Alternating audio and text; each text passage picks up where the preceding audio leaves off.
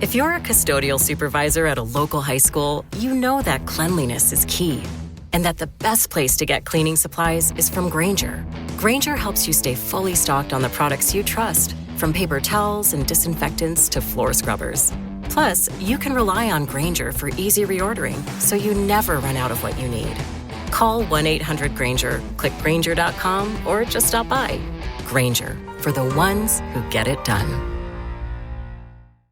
If you're a podcast host, listen up, this one's for you. My name is Allie Jackson. I'm the host of Finding Mr. Height, a dating and relationship podcast that I've been doing for 4 years now, sharing my positive and practical approach to dating that's built on my own life experience. And I wanted to share another experience that I've had, my secret behind monetizing my show. It's called Red Circle, and I was just telling my colleague about how much I love their platform. With Red Circle, not only am I getting a seamless hosting experience, but I also love the support I receive in ad sales. It's not just typical ad sales either. It's targeted opportunities based on my show and my life. And the platform is super simple. You just set your preferences and Red Circle matches you with sponsors that align with your show. You can vet every opportunity and their platform gives you great analytics. More recently too, my Red Circle team has brought me opportunities outside of my podcast on social media to really augment the podcast partnerships, bring them full circle. I just can't recommend them enough. If you want to give it a try, go to redcircle.com to get your free trial. That's redcircle.com for a free trial. What's up, Buffalo Fanatics? Josh Allen here. Just wanted to say, go Bills. Ladies and gentlemen, you are tuned in to the Rico Report. And listen, I normally go solo, but this is one of those games where, listen, Rev, if you're listening, jump on this thing right now. It's the post-game report. Ladies and gentlemen, how are we feeling after this game? Your raw emotions right now. This is the time. Buffalo Fanatics members, BF members, squad members, I'm reading your comments first. Sound off, because this is something else. So let's just jump right into it. The Bills lose a tough one. A tough one. Last second field goal to the Denver Broncos that had no business in this game. But the Bills offense allowed them to stay in this game. How? With turnovers, costly turnovers, idiocy, just no life in the offense. The defense did everything they could to stop it. And then it ends up being on the backs of special teams that ends the game for us. Tell me when you've heard of this before. Not the offense.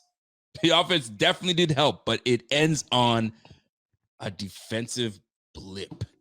12 men on the field to lose to the Denver Broncos. And here's the kicker. Pun intended, the field goal was missed. If we did everything correctly, we win the game undeservedly, but we win the game nonetheless, and our playoff hopes remain intact and alive. Z-Bot, the floor is yours, because I've got my piece. But talk about your emotions.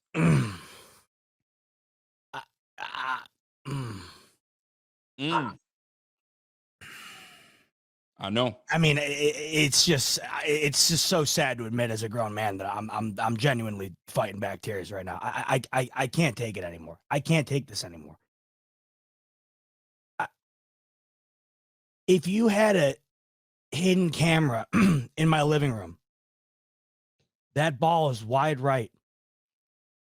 I ripped my shirt off. The neighbors downstairs, who are our friends, texted to ask if we were all right because of the noise I made. And I think what probably alerted them the most is when I physically, involuntarily fell to the floor when I saw the flag. Oh. And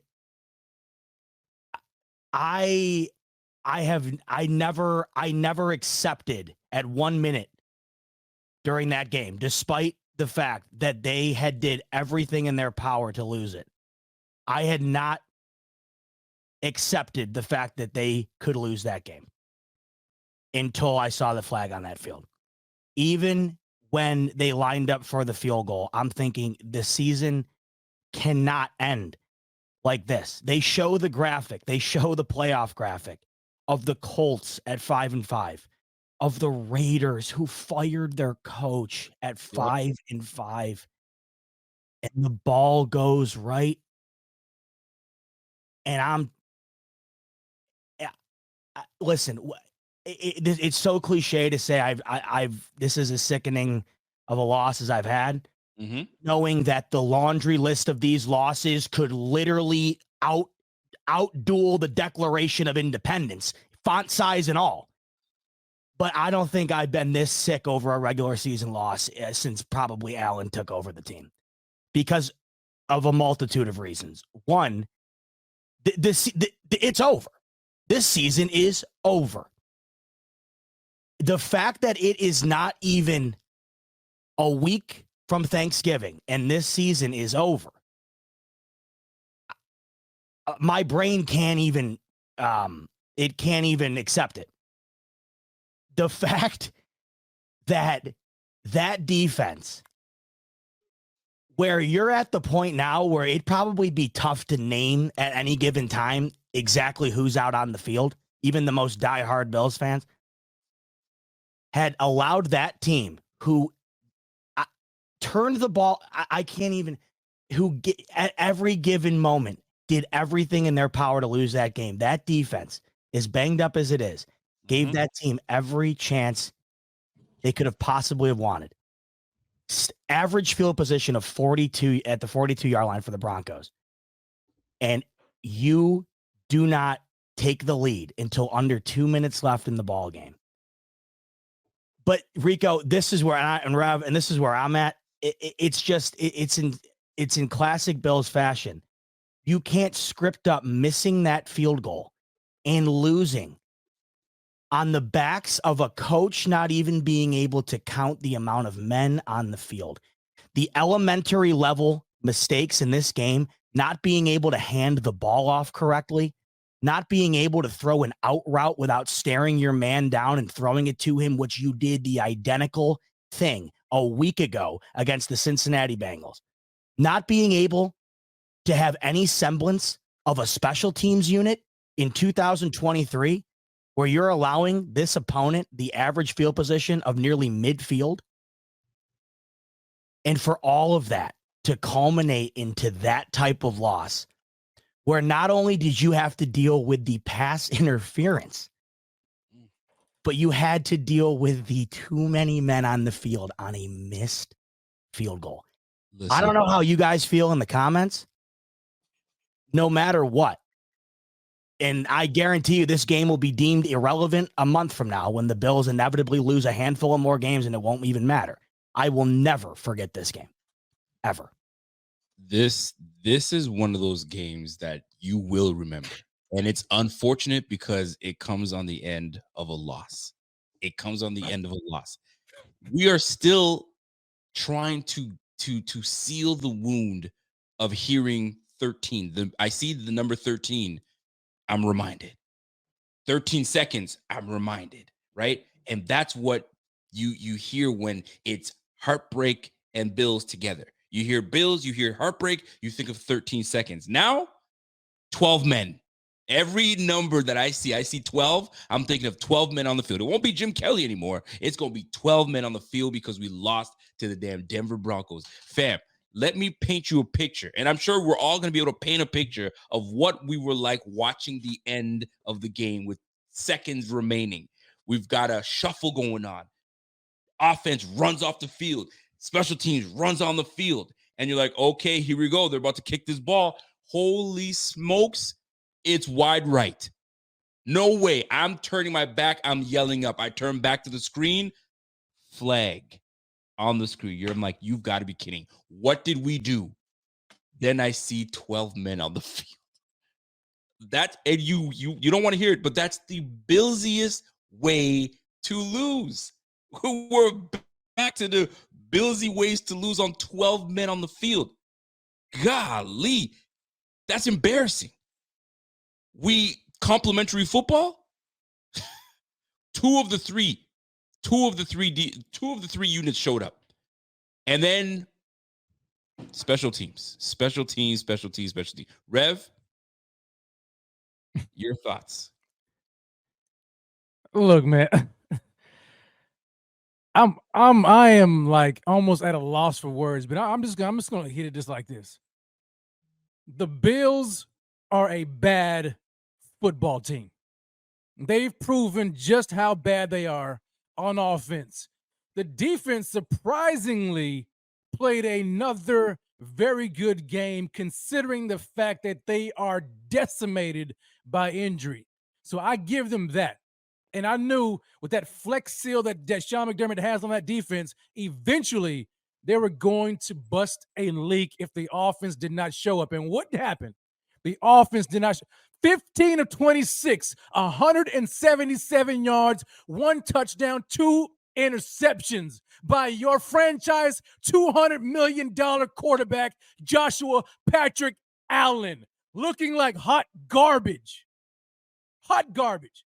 As much as I wanted to get on Ken Dorsey's behind this game, I couldn't even really blame him because when I looked at this game, it was a lack of execution. And I hate the fact that I had to even say that, but Josh was playing like garbage. Spencer Brown looking like bad since Spencer Brown. Drop passes by Gabe Davis. Fumbles, by James Cook. And thankfully, he's the only one who was able to get us back in the game when he came back playing upset. Stephon Diggs, not really his fault, but golly, man, 3 for 34? This is the offense. This is the vaunted Buffalo Bills offense in 2023, ladies and gentlemen. And it's garbage. It is garbage. And then to go on and lose this game like this, I didn't think that they deserved to win. But the fact of the matter is they were there and able to win the game only to find out that, oh my gosh, wide right, nope, flag on the field. But let's back that train up because then we had Taron Johnson getting flagged for pass interference. The script writers couldn't have wrote it any better. 12 men on the field. That, to me, is a fireable offense for coaching. And it's probably going to be Smiley because his special teams unit has been garbage all year. And then to lose like that, somebody has to go. I don't care who it is. Somebody has to go. I need a pound of flesh. There has to be somebody to be held accountable for it. It's not going to be McDermott, and it's probably not going to be Ken Dorsey, but somebody has to go. And this game, it's done. Can we all agree? The season is done. It is a wrap. Sayonara. Put a bow on it. There's no way these Bills are coming back from it. It's done. It's tough to have optimism when you lose. No, I have zero. You know what kills me the most? I tweeted out after the 4th turnover, and I said, leave the Dorsey bashing in the comments tonight. I understand the amount of criticism throughout the year that's built up. And I understand at times tonight, when you throw it 4 straight times when there's clearly no semblance of a pass game, you somehow don't go no huddle the entire game when it's really the only thing that seems to get this offense any sort of momentum. I understand all that. But I tweeted that out, and I'm taking a look here. I just tweeted basically that tonight was not on Ken Dorsey, right? I have 112 comments on that tweet, and I'd say 95% of them are all people giving me X, Y, and Z reason why that entire game was on Ken Dorsey. The fact that people cannot accept that Josh Allen has single-handedly lost us now probably 3 games, this game included, the New York Jets game week 1, and I'm sure there's one that I'm probably missing, but either way, he's contributed enough in the other 3 losses outside of these 2 to build up to at least probably 1 more additional loss in that column. The fact that nobody can accept that this all of a sudden has become what this offense is, and it's being led by a guy who, frankly, is playing people. This isn't even close to top 10 football. It's not even close. And the fact that we as a fan base collectively can't even watch a game like that and find a way to look back, step back, and say that this game was probably one if Allen even had a somewhat average game.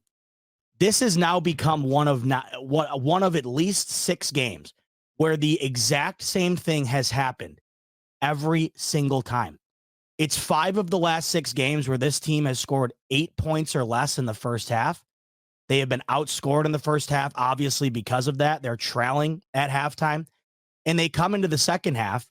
They seem to finally get something together when it's far too late. This game was almost the identical game to the New England Patriots game, where the Bills score late, and unfortunately, the defense, who's been bailing you out all game, has been out on the field for 40 of the 60 minutes of the football game. They're beat, and they got, they lose the game on a penalty, and 2 penalties, rather.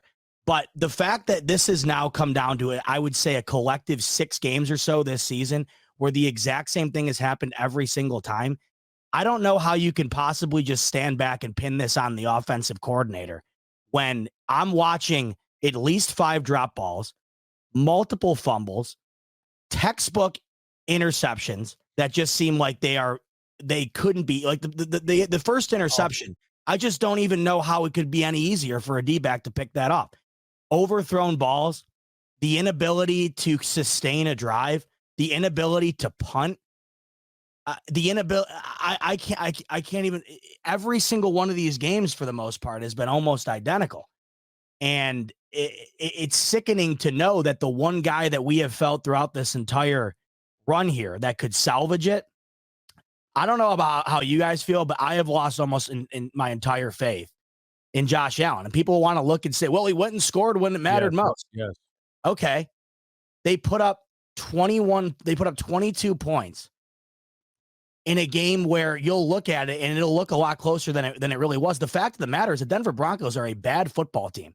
They had the ball at near the 50-yard line almost every drive, and they came away with a total of 24 points and they missed 2 extra points. They could not get anything going when they got into Bills territory, right? They fumbled the ball. It's amazing when you look at just how bad the Broncos played, and the Bills looked like they played 10 times worse. If it was any other setting where the Bills played a decent football game, your takeaway would be, man, the Broncos are just finding every way possible to lose. I mean, how many times tonight did Troy Aikman say, how many times are they going to get the ball at the 50-yard line and do nothing? I mean, I must have counted 5-6 times that he said that. And that team beat the Bills. And frankly, yet again, in a game where it's going to look a lot closer than it was, it should never have been that close. They outplayed them. They had the ball almost the entire game. And the thing that blows my mind the most out of everything is how this defense could be as banged up as it is. And they're the reason you're even remotely in the game.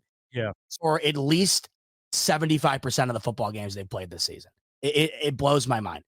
And the amount of opportunity that's been given to JA-17, and he seems to only make it happen when it is far, far too late. It's sickening because not only do you look towards the future and all the pieces that you're going to have to move on from and have to rebuild around Josh Allen, but if you take a step back and look at what Josh Allen has also been, we are so blinded by the greatness that we've seen from him that we can simply not accept the fact that it has been bad. It has been bad. There's been real good within that. But if you look at the overall body of work, how are you arguing today that he's playing? Listen, I don't even know. I'm at a loss for words. Listen, let me tell you just, let me just like now I wanted you guys to get your rocks off. So it's time. Let's start with Josh Allen, number one. It's been apparent since the Giants game, and I didn't want to think it. But when you had a Giants game that was there for the picking, there to do what you need to do, and you only put up 14 points, and it's just not been the same ever since. Let me tell you something about Josh Allen, and it's been said before, and I'm going to reiterate it now.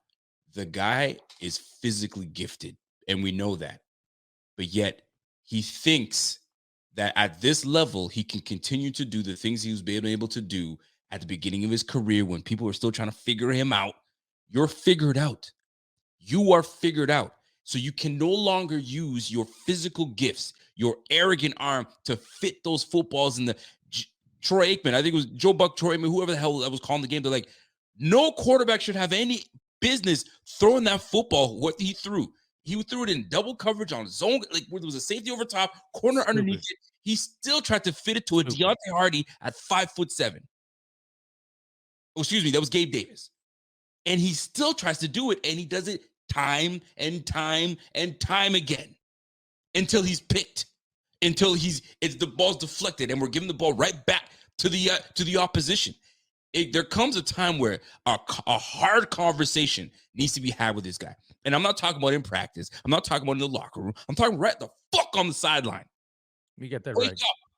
How many times do we see this guy by his lonesome with a stupid iPad and nobody next to him or Joe Brady next to him just saying, okay, big guy, what'd you see? Yeah. There comes a time where you've got to call it like it is to your quarterback. He needs to be taken by the throat and woken up.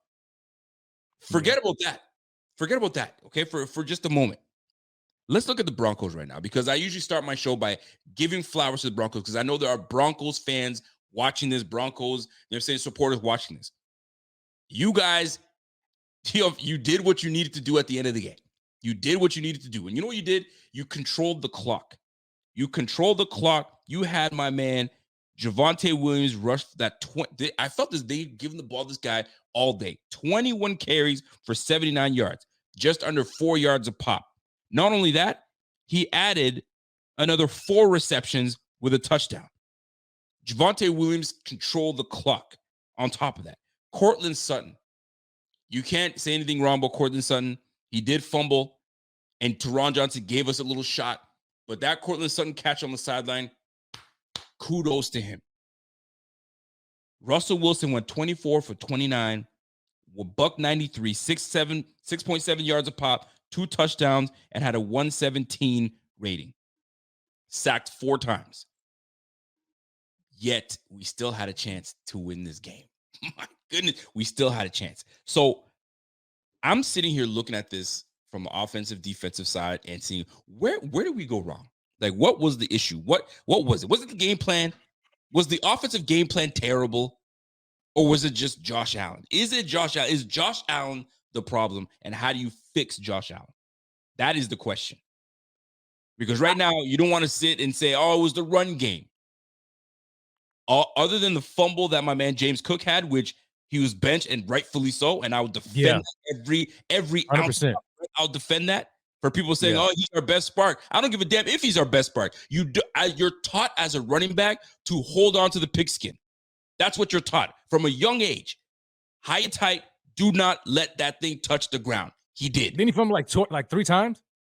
Luckily, he got it back. Completely on Allen. The one, and that's what's tough, Rico, because like you look at that, right? And he gets benched and he comes out, and like Troy Aikman said, you might want to have James Cook fumble on the first drive of every game, the way he was playing.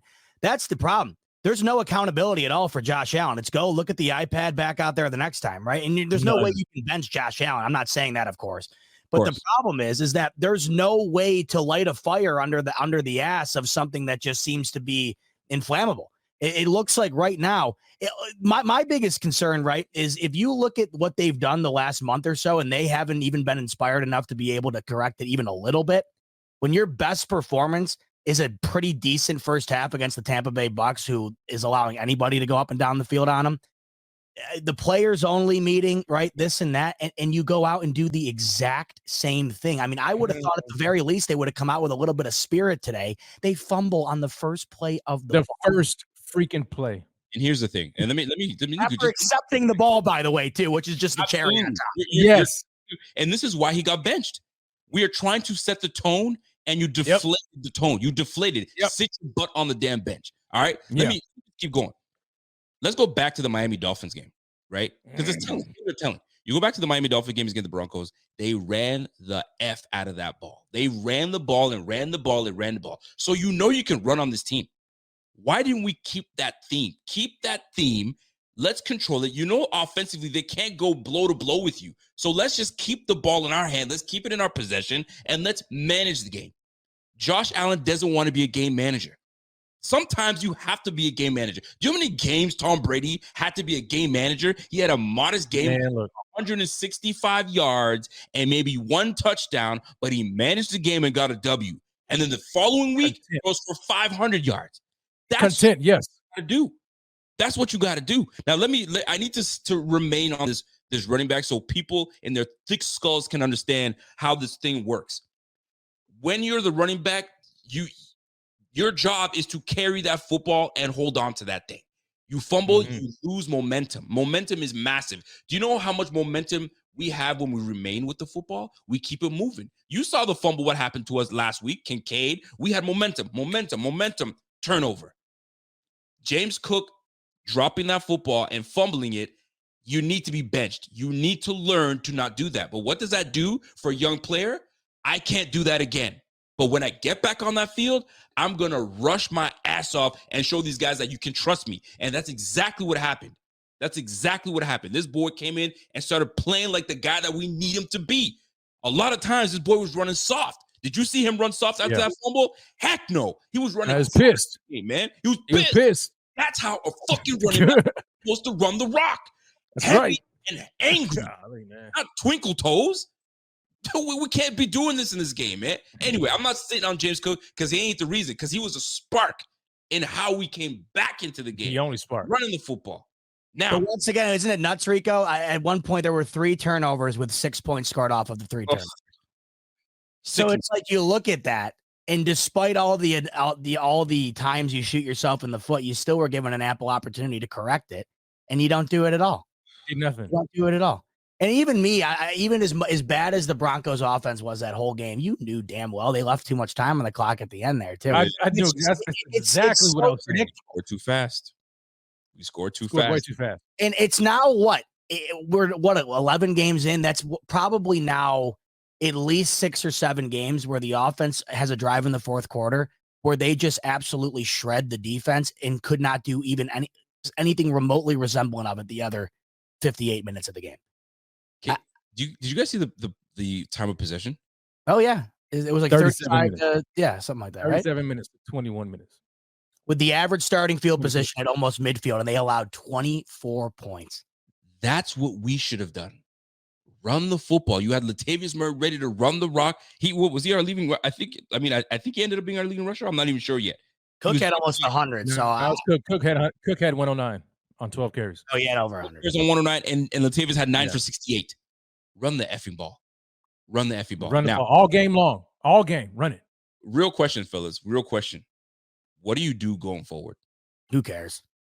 What do you do going forward? No, it's a real conversation, because now we went from 61% making the playoffs if we won this game, dropped down to damn near 33%. We are now 2 games out of first place in our own division, let alone the AFC. If we thought we were in the hunt, my goodness, I don't know what you want to call us now. But what do you do going forward as a head coach? You are Sean McDermott. How are you now having to A, face the media, B, face your team, C, face your quarterback? Well, what can you expect? He hasn't been able to do it after the Patriots game. He wasn't able to do it after the Bengals game. He wasn't able to do it after X, Y, and Z. Why would anything be different tomorrow than it has been?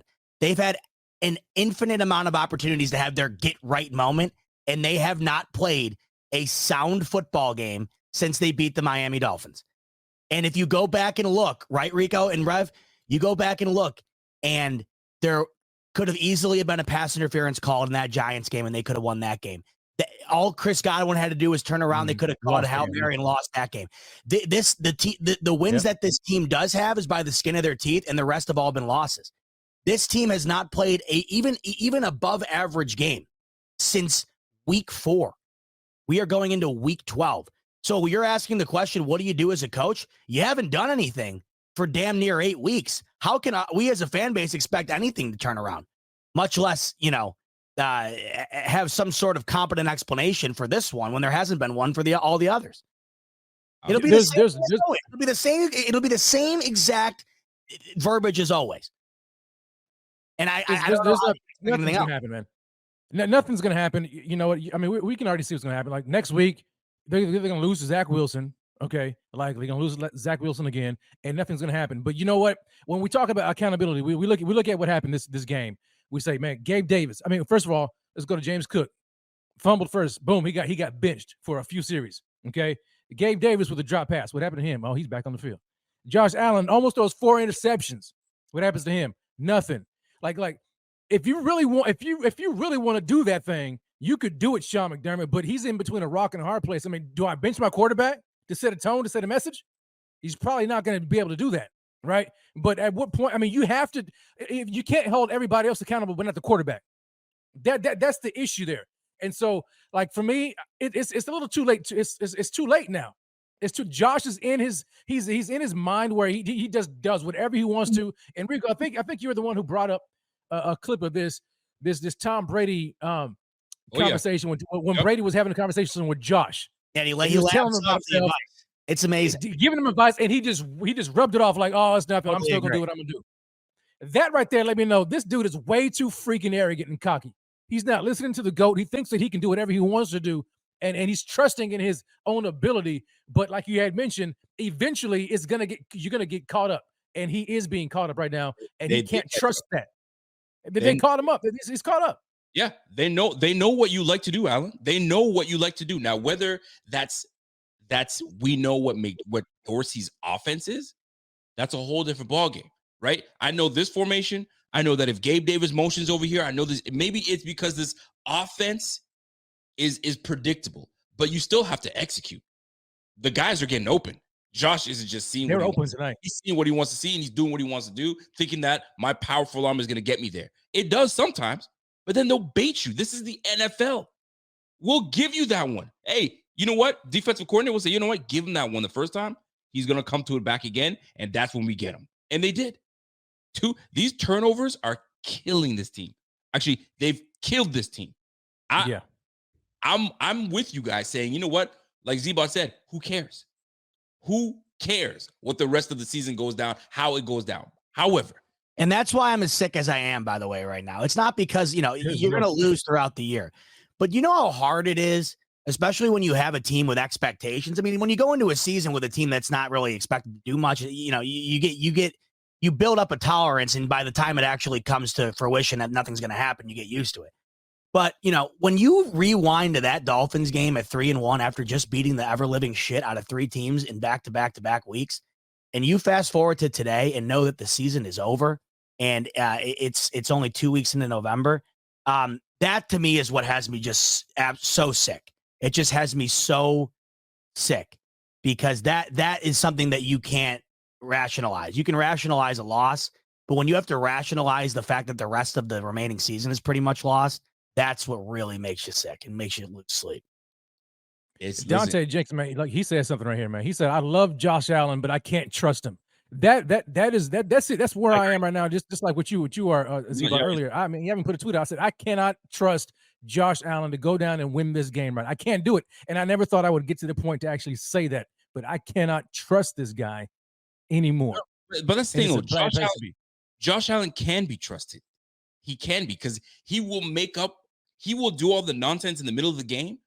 But when it comes to push and shove, he gets what he needs to get done. Right. It's just too late into the game. Problem is, now you're sitting here going, okay, defense, the stress is back on you now. Like the defense held you down the whole game. They're saying, and now you want to put the stress back on us. We're tired.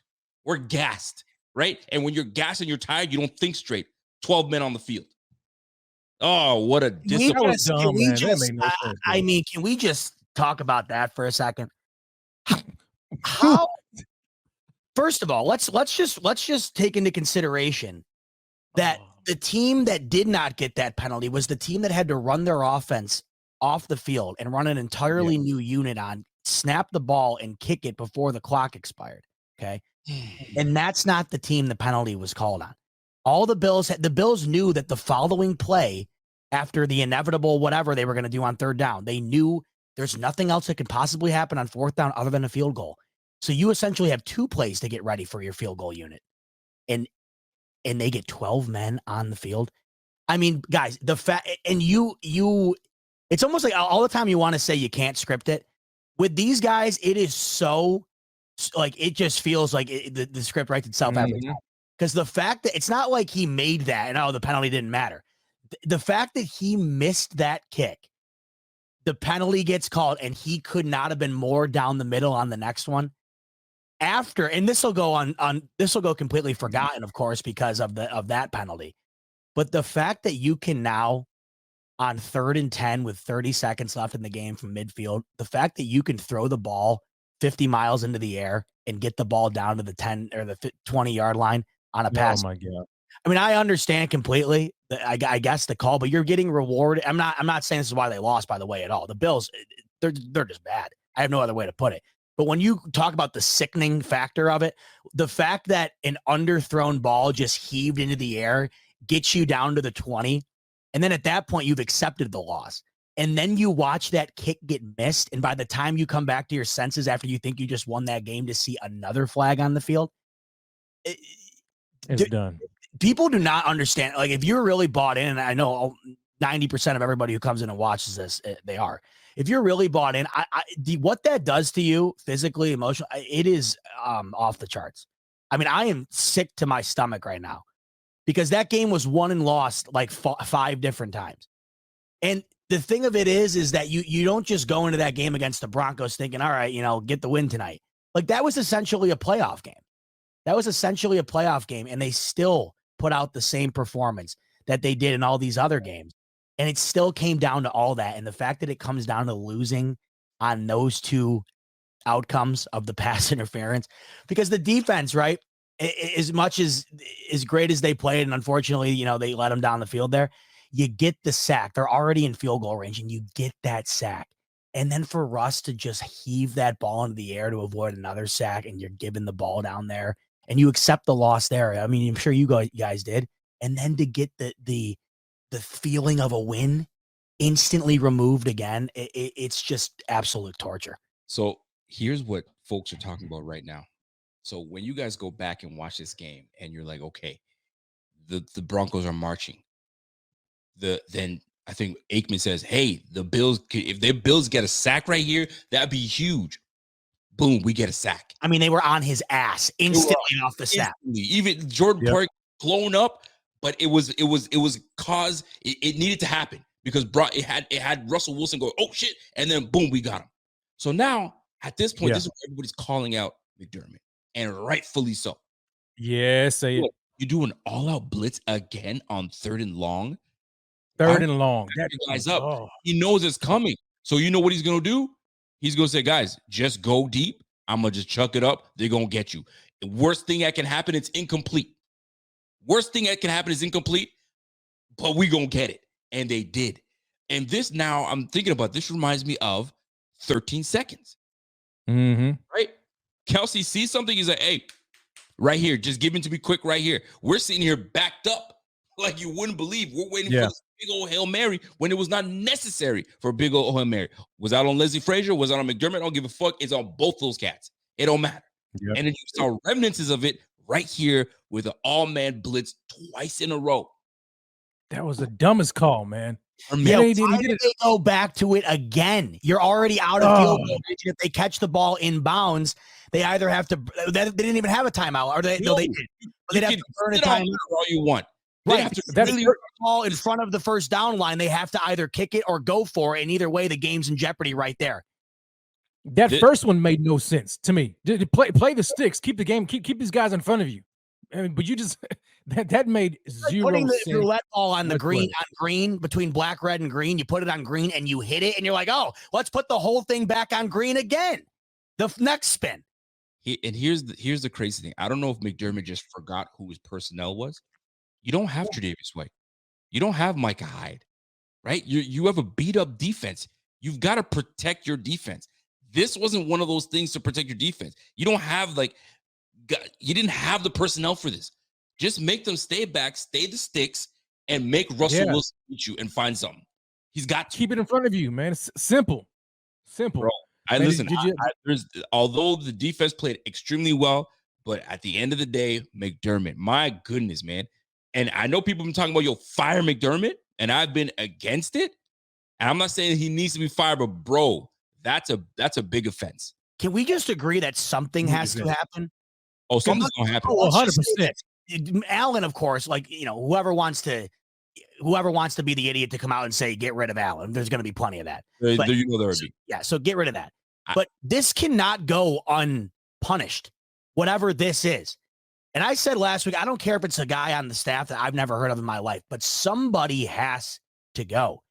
For Christ's sake, Texas A&M the other day, Jimbo Fisher, after he lost over the weekend, they fired Jimbo Fisher and ate a $75 million contract. They're paying him $75 million. to sit on his couch. I'm not saying, I don't even know what I'm saying at this point. I guess what I am saying, something has to happen. What that is, I'll delegate it to the guys who are paid to actually be able to figure this stuff out, even though they seemingly are unable to do so as of late. Something has to happen. And as crazy as it is, as bad as they played, as many as mistakes as they made, all McDermott had to do was get the correct amount of players on the field, and they walk away with that win. So what it boils down to is no matter how bad they played, McDermott had one snap to just do the most basic coaching job you could possibly execute, and he couldn't do it. See, but I think you just answered your own question. I mean, because think about it. Imagine that was a playoff. I just don't want to say it out loud, Rick. I guess you're right. Imagine that was a player. Imagine that was a playoff game right there. That was a playoffs. It essentially was. It essentially was. Yes. Something is got to give. When it boils down to it, let me ask you this question: do you trust this coaching staff to get us to the Super Bowl?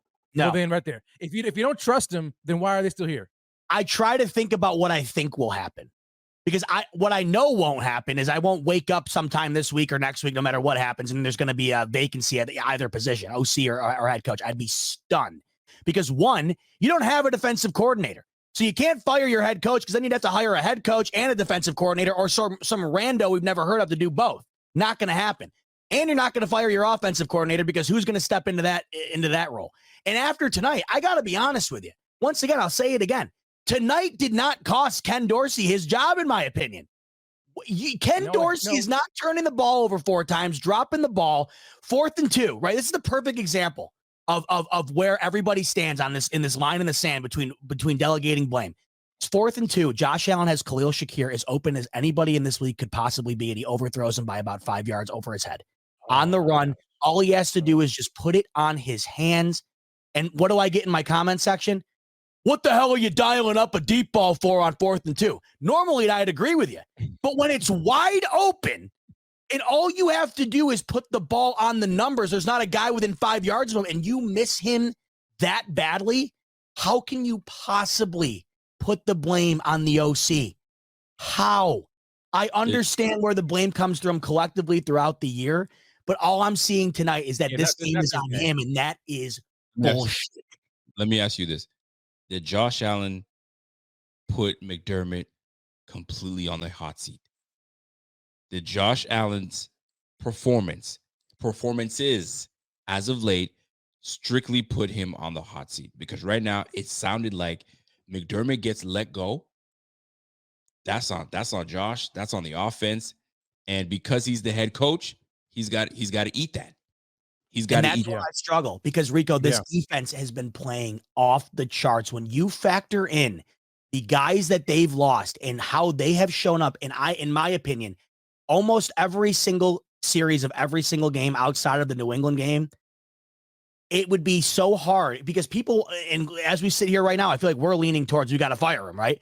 The problem is we don't even know how bad it could be if we don't have a guy running the defense the way I think he's running it right now. I don't know if anybody out there could pull off what they're doing right now with this defense with what they have out there. So that's the struggle. And you can't just go to McDermott and say, hey, man, we'll keep the same contract you have, but we're going to put you down to DC and we're going to make a move at head coach. You can't just do that. That's not how the league works. It's not how the hierarchy works. And optically, it would never fly. So that's the struggle here. I think McDermott as a defensive coach, I don't know if it gets much better. I think what he's been doing, calling the plays defensively, has been extraordinary. But when it comes down to game management, scenarios where you need a coach to just be competent, we have seen on numerous occasions now in massive spots his inability to do that. And how long does the leash go? That to me is what the biggest question is today. And it will remain that question because, fellas, this isn't the first time, and I guarantee you it won't be the last. And you're not going to be able to expect something different to all of a sudden occur with the same exact things happening over and over. It's not like they're losing these games in different ways. They've lost these games in almost the identical fashion every single time. And the scary thing is, you know how I said earlier, the couple of wins they had could have easily been losses? Every one of these games could have easily have been wins if they just played somewhat average football on the offensive side of the ball. Somewhat average. Because the first 3 quarters, especially the first 2 quarters, it has been some of the worst offense in the entire league. They have gone into every half with less than double-digit points, trailing, and have somehow had an opportunity to win every single one of these games. Every single one of them at late. They had a chance. Could you imagine if they just put together a somewhat average performance in the first half? And now here we sit at 500 with, I don't think, a snowball's chance of hell of making the postseason.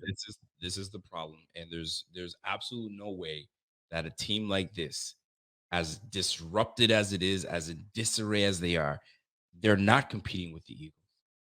They're not even close to not even a long shot. They're not even close to competing with the Cowboys and doing it. Dak Prescott. And shame on that schedule. Look at that schedule. Don't compare Josh Allen to Dak Prescott. I'm sorry. Dak Prescott took care of business against the depleted Giants. Business. He took care of it. Like a starting quarterback. No games being played. You have Stephon Diggs. You have all the weapons you have. There's no excuses. Then you got to play the Chargers on top of that. And the worst thing is you got to go back and play the Dolphins. Fam. Let me ask you guys an honest question, because I've never really thought about, and this is back to what we were talking about pregame, where we're like, we never gave the brain capacity to these things because we didn't feel like we had to. I can't help but think this now, and it makes me sick that this is where my mind's at. Maybe it's just because I'm just down tremendous right now, but I want you to think about going back in time and removing the perfect game against the Patriots and the 13-second game. What do you think of Josh Allen when you think of great performances? You think of those two games, and one of them was a loss.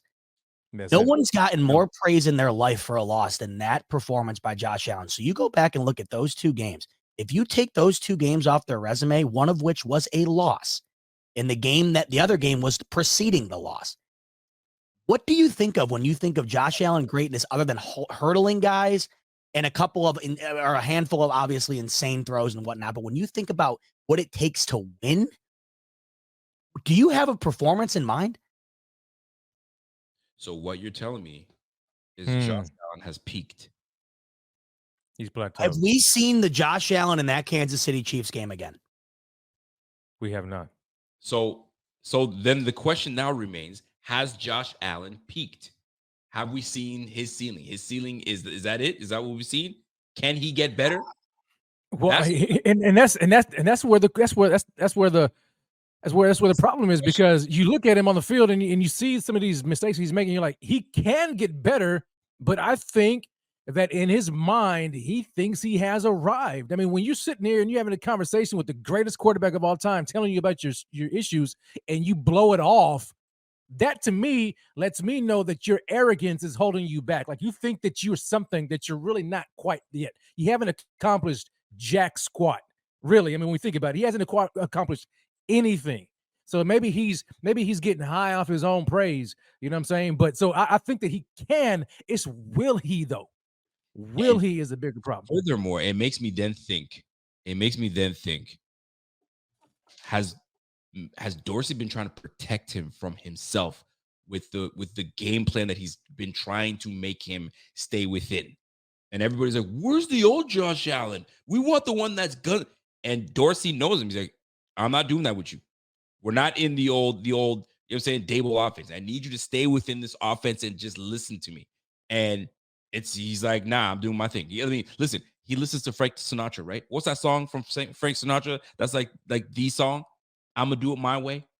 I'll do it my way. But as we see in the comments here, it's the same thing I see everywhere else. It's not on Allen. Who's the last unit on the field? The defense. Yeah. The unit on the field was last on the field because they were on the field for almost 40 of the 60 minutes of the football game. Lazy, You're not even allowed to have a conversation, a discussion. I'm not sitting here saying, are there 10 quarterbacks in the league right now or less that I'd rather have? No.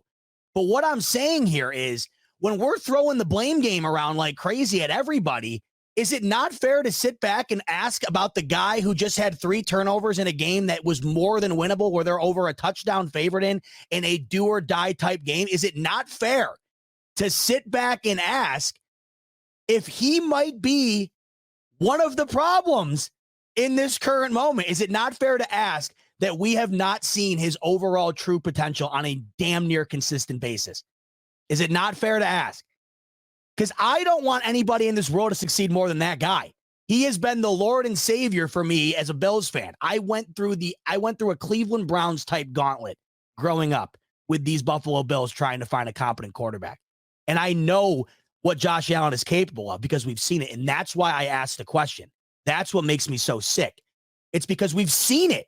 But the question is, have we seen it since? And have we seen anything close to it on a consistent basis? And I'd say probably not. Allen has not had a consistent, dominant reign on this league since the midway point from last season, when everything felt stagnant going all the way into the playoffs and the doors finally got blown off of them against the Bengals. If I'm speaking out of turn here, you guys can tell me, but I'd love to hear the argument against it because I just don't see it. I don't know where it comes from. And I get it. You don't want to put any blame on the guy because he's been the only reason to some degree that this Bills team has become relevant the last half decade. But I don't know how you can watch a game like tonight or a game against New England or the game against the Jets in week 1. I don't know how you can watch that and just say, hey, Ken Dorsey, what's up, buddy? All your fault. Because then if they fire Ken Dorsey and bring somebody else, and then it'll just be that guy's fault too. Exactly. So the end, what you're trying to tell us is Josh Allen is the problem. No, what I'm saying is Josh Allen is a part of the problem. No one will give him any cut of the blame. All I see is it's all coaching. It's all coaching. It's all coaching. I'm seeing it's the defense's fault, right? I'm seeing this and that. Yes, there are aspects of all of those arguments that are dead on true, but you're going to just ignore the guy who had 3 turnovers today. You're going to ignore the guy that has had the most turnovers in the entire league currently, has had the most turnovers since he became the quarterback of the Buffalo Bills entering this league. Yeah. Yep. I mean, whatever. There's nothing we'll ever be able to say to be able to ever seem to paint a logical, be able to have a logical conversation about this. And this is why we'll continue to just be miserable for what seems like forever. This is the tough part. And I got a chat coming in from somebody says that they love what they're hearing. And these are conversations that need to be had, by the way. These are valid conversations that need to be had. We got a comment coming in from Adventures with Smile says, I love you, Z-Bot. Not all chat are saying that. No, I know that. I appreciate that. What I'm getting at is I just want to know and everybody in the chat knows I got nothing but love. It's all that. What I'm getting at is we're sitting here right now, right at 5-5 with the playoffs all but gone. And we're sitting here and we're not willing to have the tough conversations. And even for me, like saying this out loud, it makes me sick. Because 1, I hate having to say it. 2, I know it's going to be instant blowback. It's going to be instant, just, the comment section I have on my Twitter right now is insane. Like, just people basically wanting me to kill myself to some degree is what it is. And all I'm doing is sitting here asking, what are these Bills today? Because when you think about the Buffalo Bills, you think about Josh Allen. And as of late, Josh Allen has not taken advantage of what this banged up defense has given him. And this offense in its entirety has just simply been inept. I am 100% in agreement that the coaching has a sizable amount to do with it.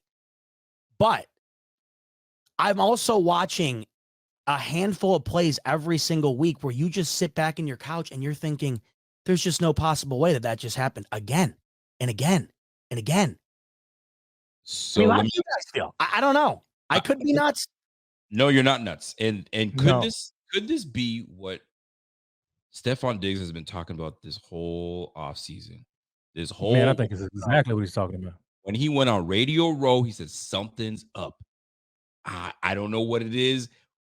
We were there, we got all the talent, but just something is just not right. And then when he started to voice his opinion, the pitchforks came out of Buffalo saying, hey, you better shut your ass up. That's our franchise quarterback. You wouldn't be where you're at without him. Right? That's how it always is. One can say he wouldn't be where he's at without 14. So now you're going to hear a lot more chatter on, Diggs might want out. He might actually say, I want out. I ain't doing this mess. So now has he outgrown, I want to say outgrown, but is this regime not good for him anymore? Is McDermott and this whole McDermott style and this Dorsey style, does Josh Allen and this team need a new, fresh face? New coach, new everything. Do they need to clean house? Does Bean have to make the tough decision this offseason? Because right now, this season has been an epic failure. It's been a failure. And I laughed at people. I don't know about y'all. I'm sure you guys did too. I laughed at people that said, y'all be lucky if you guys can get 5 wins. I saw that. I was like, y'all tripping, man. 5 wins? Bro, we struggling right now. I mean, realistically, Trayvon Diggs already at it. Get my man out of there. 7 or 8 right now as you look at it. 7 or 8 wins. 7 or 8 wins. That's what people were saying. You'd be lucky if you get 7 or 8 wins. We're lucky if you 5 or 6. And right now, how did they do what If they that. did weeks 2 If to that. 4? That's what I don't get. I don't even know where they're going to get this exact same way every game, but those 3 weeks. Where did that come from? And it's not like they've been playing like those opponents aren't like the Commanders and the Raiders aren't much worse than the Broncos or the Giants, right? Or the Patriots.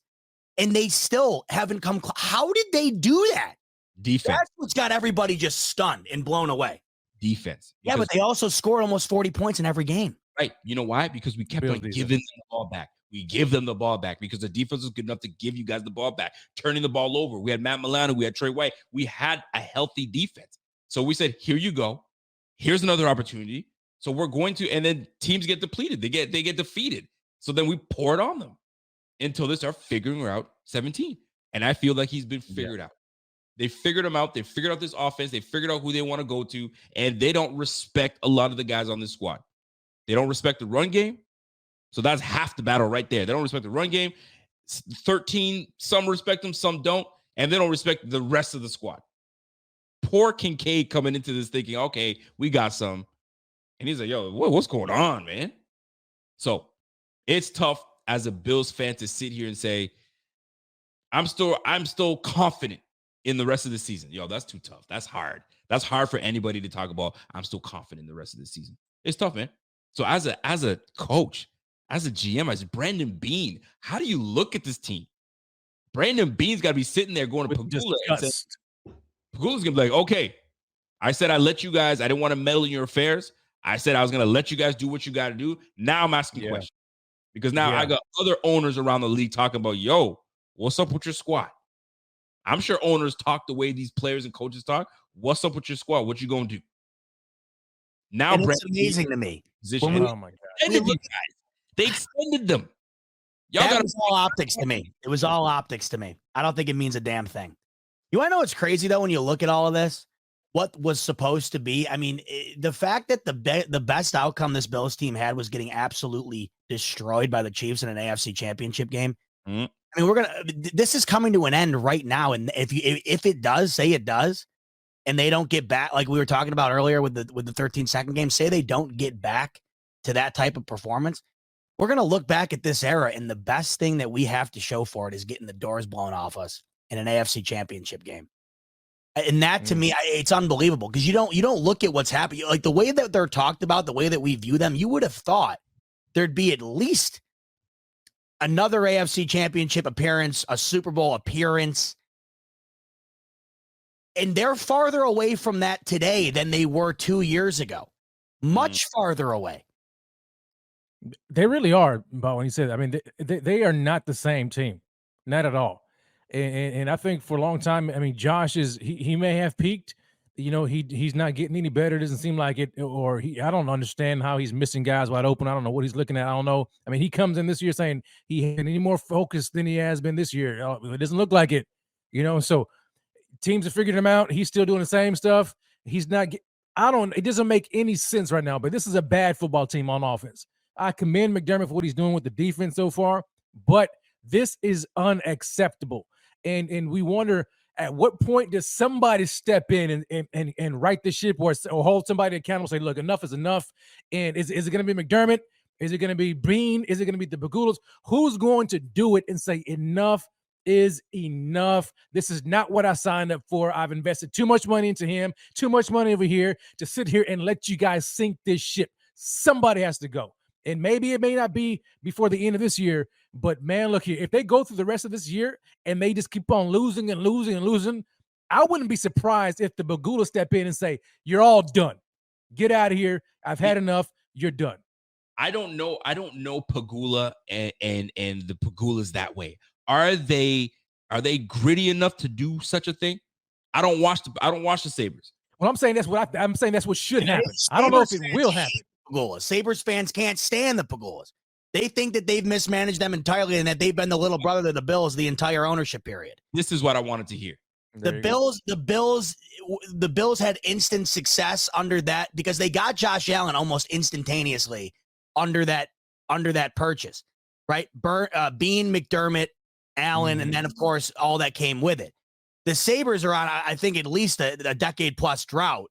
And if you talk to a Sabres fan, that's what I had this conversation last week with, I think, Dan Mitchell, because we were talking about the ownership.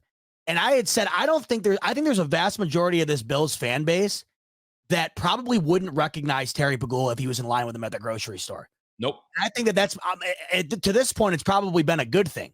But if you ask a Sabres fan, it seems to be entirely different. I've never seen a Bills fan bitch about Terry Pegula. I've seen a million talk about it from the Sabres fan base. Now, I'm not entrenched in that. I don't know. But all I know is if it's made its way into me being able to see it, then I don't know. I mean, I don't know. I know I've never seen anybody from the Bills side of things ever have anything to say. I got to play this audio for you guys because it was a question asked for McDermott today. If I guess the question was about I guess the offense and the just listen to the question here.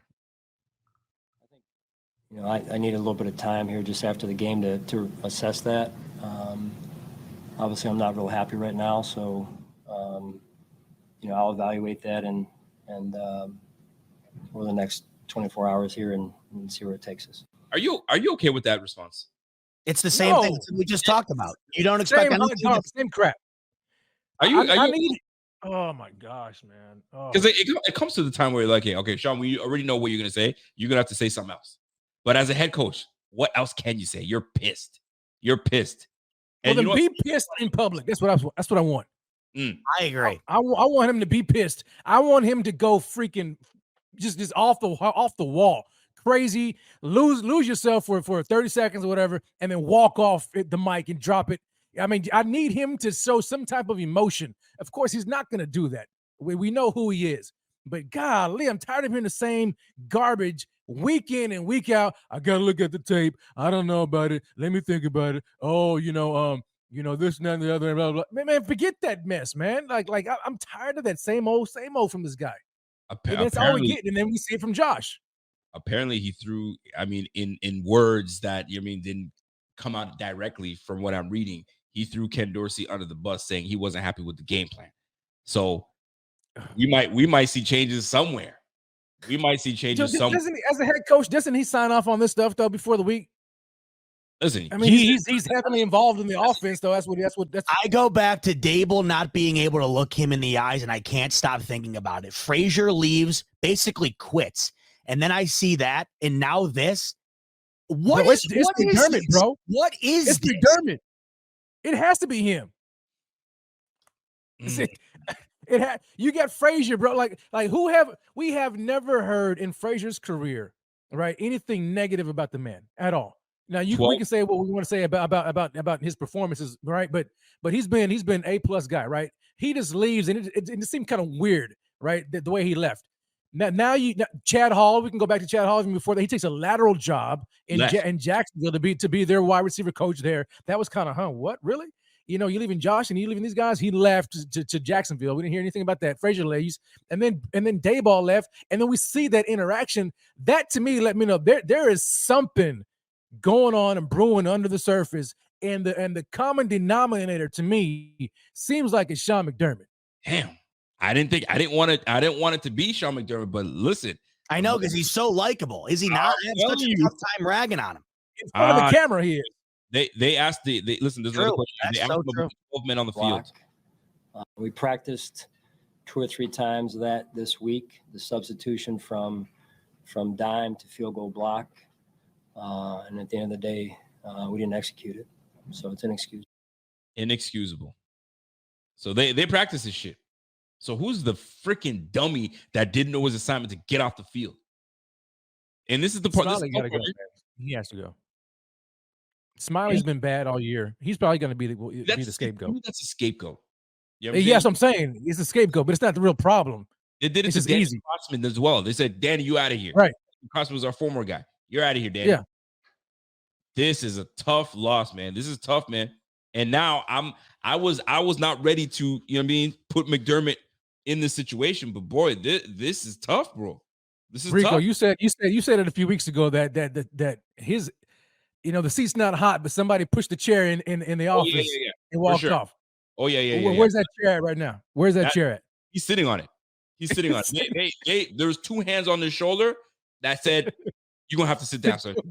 You know what I mean? He's trying to fight it. No. You're gonna have to sit down. And we got to talk about this. But to me, I gotta ask you this: who right now in this under that team is in the toughest position right now? Ken Dorsey. You think Ken Dorsey is?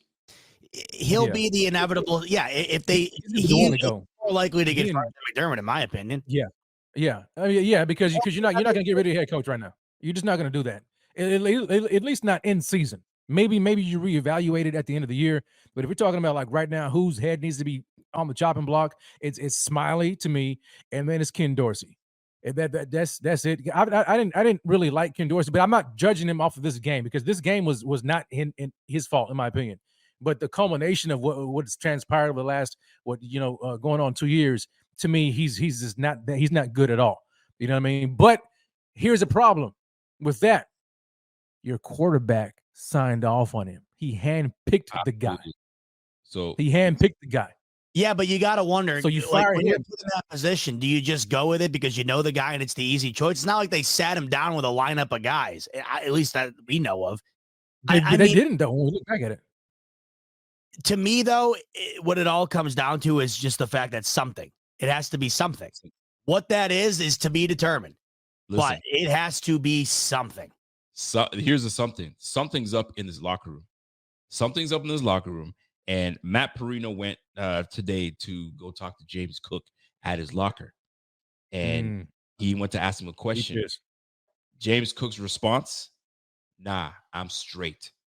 And didn't even bother talking. They went over to Gabe Davis. Gabe Davis declined to say, "I ain't talking." Before or after the game?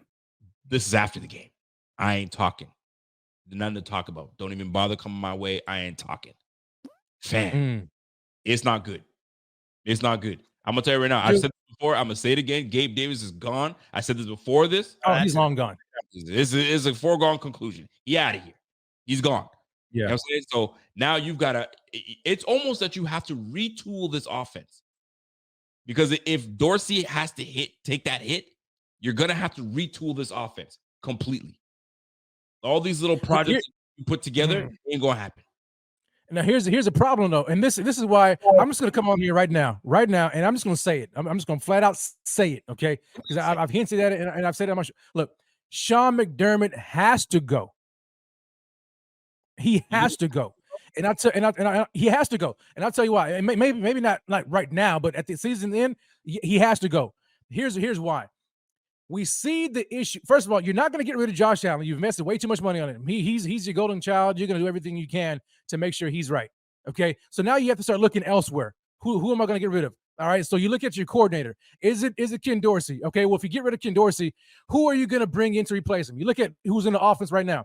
You have Mike Shula. Okay. You have Aaron Cromer, and you have Joe Brady. All of those guys have had offensive coordinator experience, but they're all bad. Okay. They're all bad. They can get you in. I'm going to get you by the rest of this year if you get rid of Ken Dorsey right now and the interim basis. But as far as in the future, no, you can't do it. But now, so if you get rid of Ken Dorsey, who are you going to have to replace him come next year?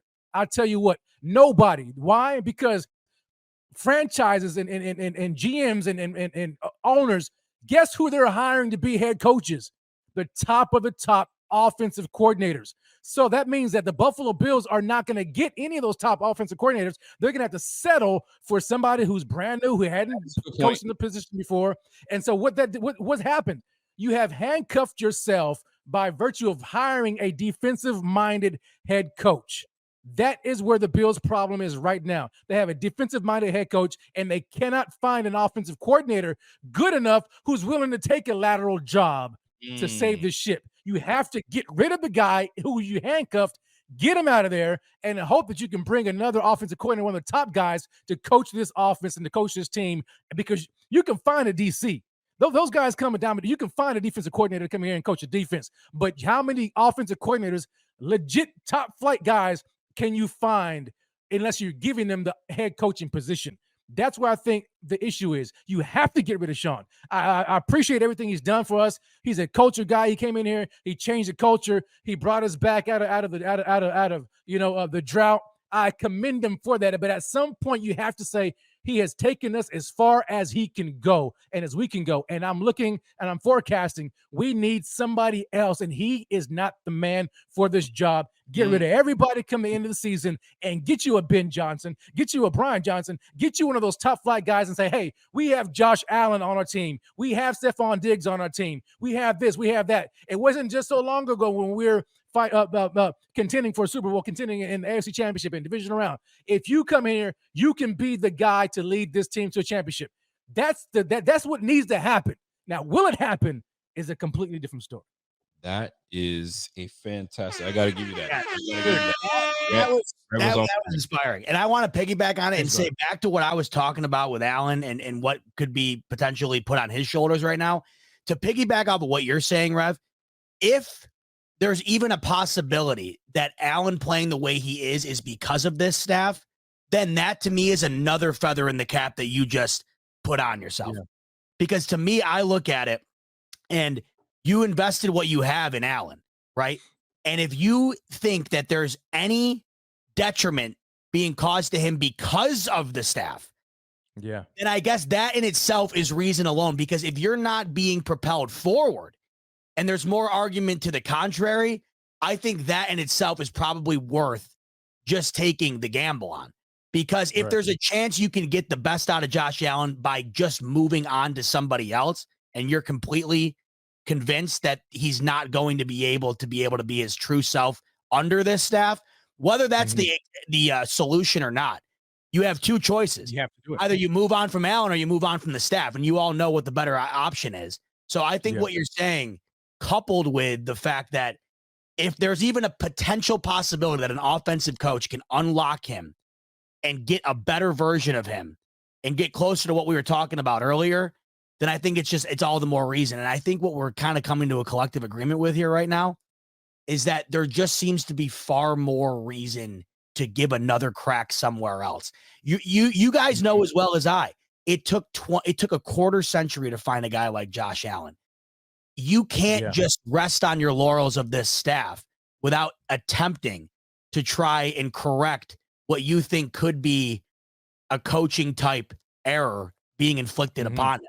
You can't just wait around because we are blinking now, and Josh Allen is going into the middle of his career.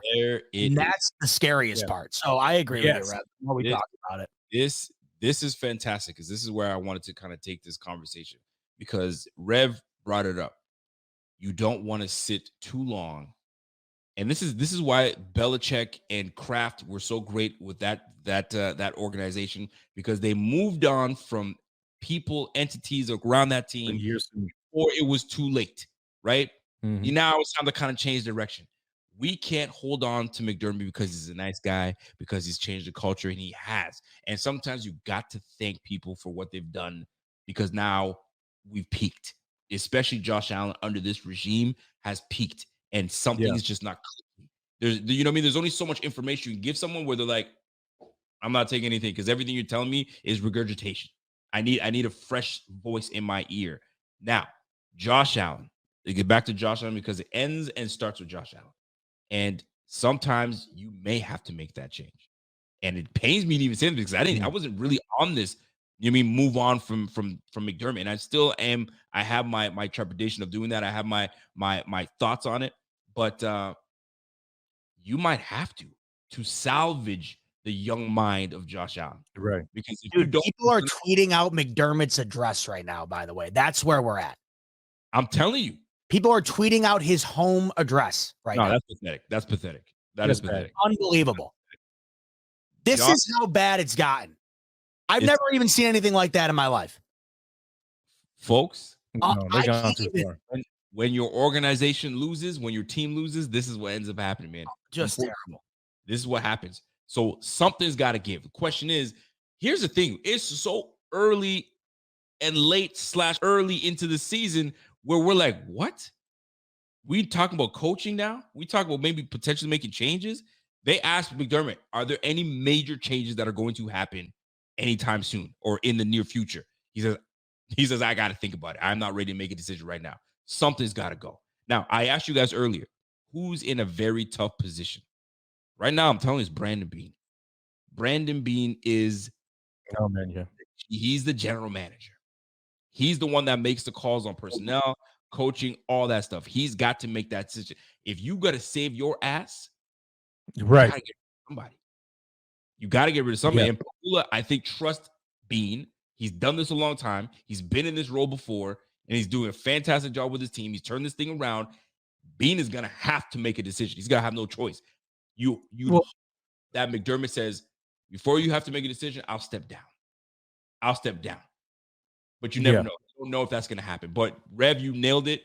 In order for an offense to strive, you can't bring in a top flight offensive coordinator if you got a head coach that, you know what I'm saying, putting his nose in everything's business.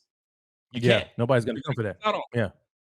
No. And your prize entity is Josh Allen.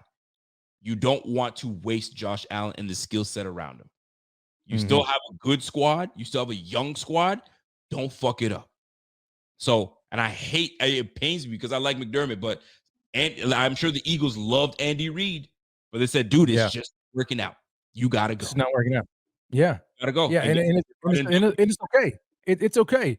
You know, and I wonder though, I wonder like what the power struggle is like what the power structure is, you know, I mean, because, you know, we know that McDermott was here first and he's kind of responsible for Bean, you know, so are they tied to the hip? I mean, does Bean have that kind of authority to actually fire the head coach, or does he have to go through Pagula's first? I mean, is Pagula like siding with McDermott? Like, what does that dynamic look like? Because I mean, if we have, I mean, you would like to think that if Brandon Bean can't have the power to you know, to over the coaching to fire or hire who he wants to, then maybe he's in the wrong place in the first place. You know what I'm saying? So it's going to come, if it comes down to it, and if Brandon Bean has a free will to do that, then I think he almost has to do it in order to save himself and his franchise, because they have done a lot of work to get this team in this franchise to where they are right now. And then think about the Bagulas and what they've invested in as far as the new stadium and all that kind of stuff. I mean, would we even be having this conversation with that? I mean, would that stadium even be here if it were not for, you know, the success that Josh Allen and these Bills have had of late, even though it's kind of minimal, but still, I mean, like, you know what I'm saying? So they have to kind of protect that as well. And if a coaching staff is getting in the way of that, you got to go, man. You just have to go. This is tough. Man. I don't think listen, in the years of success since McDermott has been here, I think this is this worse than 13 seconds? Collectively. But when you look back, the 13 seconds, in the moment I felt it, and I feel the same today, and that's when you know it's been bad. That was their best chance, and they haven't gotten close to having even a similar. If you're a custodial supervisor at a local high school, you know that cleanliness is key, and that the best place to get cleaning supplies is from Grainger. Grainger helps you stay fully stocked on the products you trust, from paper towels and disinfectants to floor scrubbers. Plus, you can rely on Grainger for easy reordering, so you never run out of what you need. Call 1-800-GRAINGER, click Grainger.com, or just stop by. Grainger, for the ones who get it done. Sense. That was it. And that, to me, is ultimately pointing back towards what Rev said. When you look at that, and everybody after that game thought that it was just the beginning and the ascension was about to begin and it's been nothing but a decline, then yeah, whether it's, you know, the blame can be delegated all around. And I think rightfully so. I think some aspects get more than deserved, some get less than deserved. But when you look at what that team was supposed to be and how they haven't come really close to it, I think once again, it goes back to, do you make a change or do you not? And when you look at all of the things that have collected together, I think that's one more thing you add. When you just look at where they were and how it's not really been close since, that to me, in the history of my time being a fan, has ultimately led to a coaching change just about every single time. Sean McDermott today says the team will not take the field next week without tough conversations. He was asked about the drastic changes. McDermott says he needs time after the game to decide. Then, asked specifically about Ken Dorsey, his answer, I'm confident, but I believe we can be better at the same time. What the hell does that mean? That means that he's safe, dude. Is he safe? No, I don't get that from that at all. I'm confident. That to me is like the most PC way of saying I can't stand him right now. Because when there's even a but, when you got to try to read between the lines of this political correct conversation as best as you can possibly can. When there's ever a but involved, that to me is your true feelings trying to come out in a acceptable way. And when you're saying that he said they're not taking the field without tough conversations, what the hell does that mean? That's stupid. But I would be stunned if they fired him. Stunned if they fired him midseason. Who? Ken Dorsey? Anybody, including Ken Dorsey. Would you guys? Would you guys not be stunned? For McDermott? Absolutely, I would be stunned if he did it because I don't think he has it in him. I don't think he has it in him. Here's where I am on this. The only way I think McDermott will fire Ken Dorsey is if the heat is cut up on him. If Brandon Beane or somebody is like, you better fix this mess or you're out. You know what I'm saying? If something like that happens and he feels that heat cut up on himself, then he's going to look to Ken Dorsey. I mean, how long did it take him to make a decision to get rid of Leslie Frazier? It took years. And so Ken Dorsey, I mean, it may be an easier thing for him to do, but I would be shocked just because I don't think McDermott has it in him to make those kind of decisions, especially in season. Now, it would be the right one, in my opinion. I mean, you know what I'm saying? But I don't think he will do it. So can we pose this question? Let's go to a hypothetical world. Go ahead. Where tomorrow morning you wake up and Ken Dorsey is he's looking for a new job. And they go into One Bills Drive next week against the Jets, and they do the exact same thing they did today. Let's just go to a hypothetical world because everybody in their hypothetical world currently thinks that when Dorsey's gone, this thing completely does a 180. So what happens when it doesn't? Here's the problem. And listen, what happened was that when it doesn't, then he's got to go. McDermott, you're saying there's stepping stones to this, and that might make sense. Yeah. It's like process of elimination. Like you're looking at it. Okay, well, what's the worst? I mean, you look at it from sides of the field, the sides of the ball. Okay, well, offense has been the worst. All right, so I'm gonna target the offense because this is not getting any better. All right, so let me chop off the head of Ken Dorsey and let's just kind of patchwork some guys who's already in the building right now and see if that creates a spark or something like that. If it doesn't, now you know. All right, well, this is a coaching issue. And there is no solution to offensive coordinator, but who's McDermott he can't find nobody else. You know what I'm saying? So now Bean is going to step in and be like, all right, you've had your shot. Now you have to go. Trial run. You're thinking a Dorsey goes trial run, and then that determines the fate of McDermott at the end of the year? Here's the deal. I think things don't drastically change and take place until we are completely eliminated. Mathematically eliminated. We're done. And at which point I think it's too late. As of right now, we're not eliminated. So they've got to try something. So what will the percentage be when they lose to Philly in 2 weeks? What will that percentage be? Will it be down to like 10%? Listen, at this point, listen, man, it's slim. They're losing to Philly. We already know that. I mean, why are they going to get out of the AFC? You know what I mean? Back to those glory days. Get the calculator out. Go to the playoff machine. And so now look. Now we asked the question about okay, well, you know, are we going to wait until they're mathematically eliminated before they do anything? I mean, or they're trying to figure something out, but evidently it's not working with what they have right now. So they have to do something. Okay, so if something can't be keep Ken Dorsey and keep doing the same thing, that's not working. So maybe, you know, hey, you can them, and then you try to work something out. We don't know what's in that room right now. I mean, we look at Joe Brady, we look at Aaron Cromer, we look at Mike Shula. Between the three of those guys, there has to be one competent individual on that team. I mean, in that offensive room who can do no worse than Ken Dorsey right now. Hold on. You know what? I feel like, and I don't want to take away from this.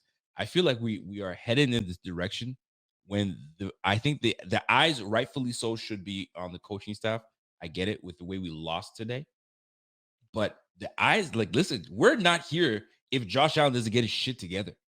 I'm sorry, man. I can't let it go. I agree completely. Well, I agree, but what are you gonna do? Are you gonna bench Josh? It's not about benching Josh, man, but I can't let it go.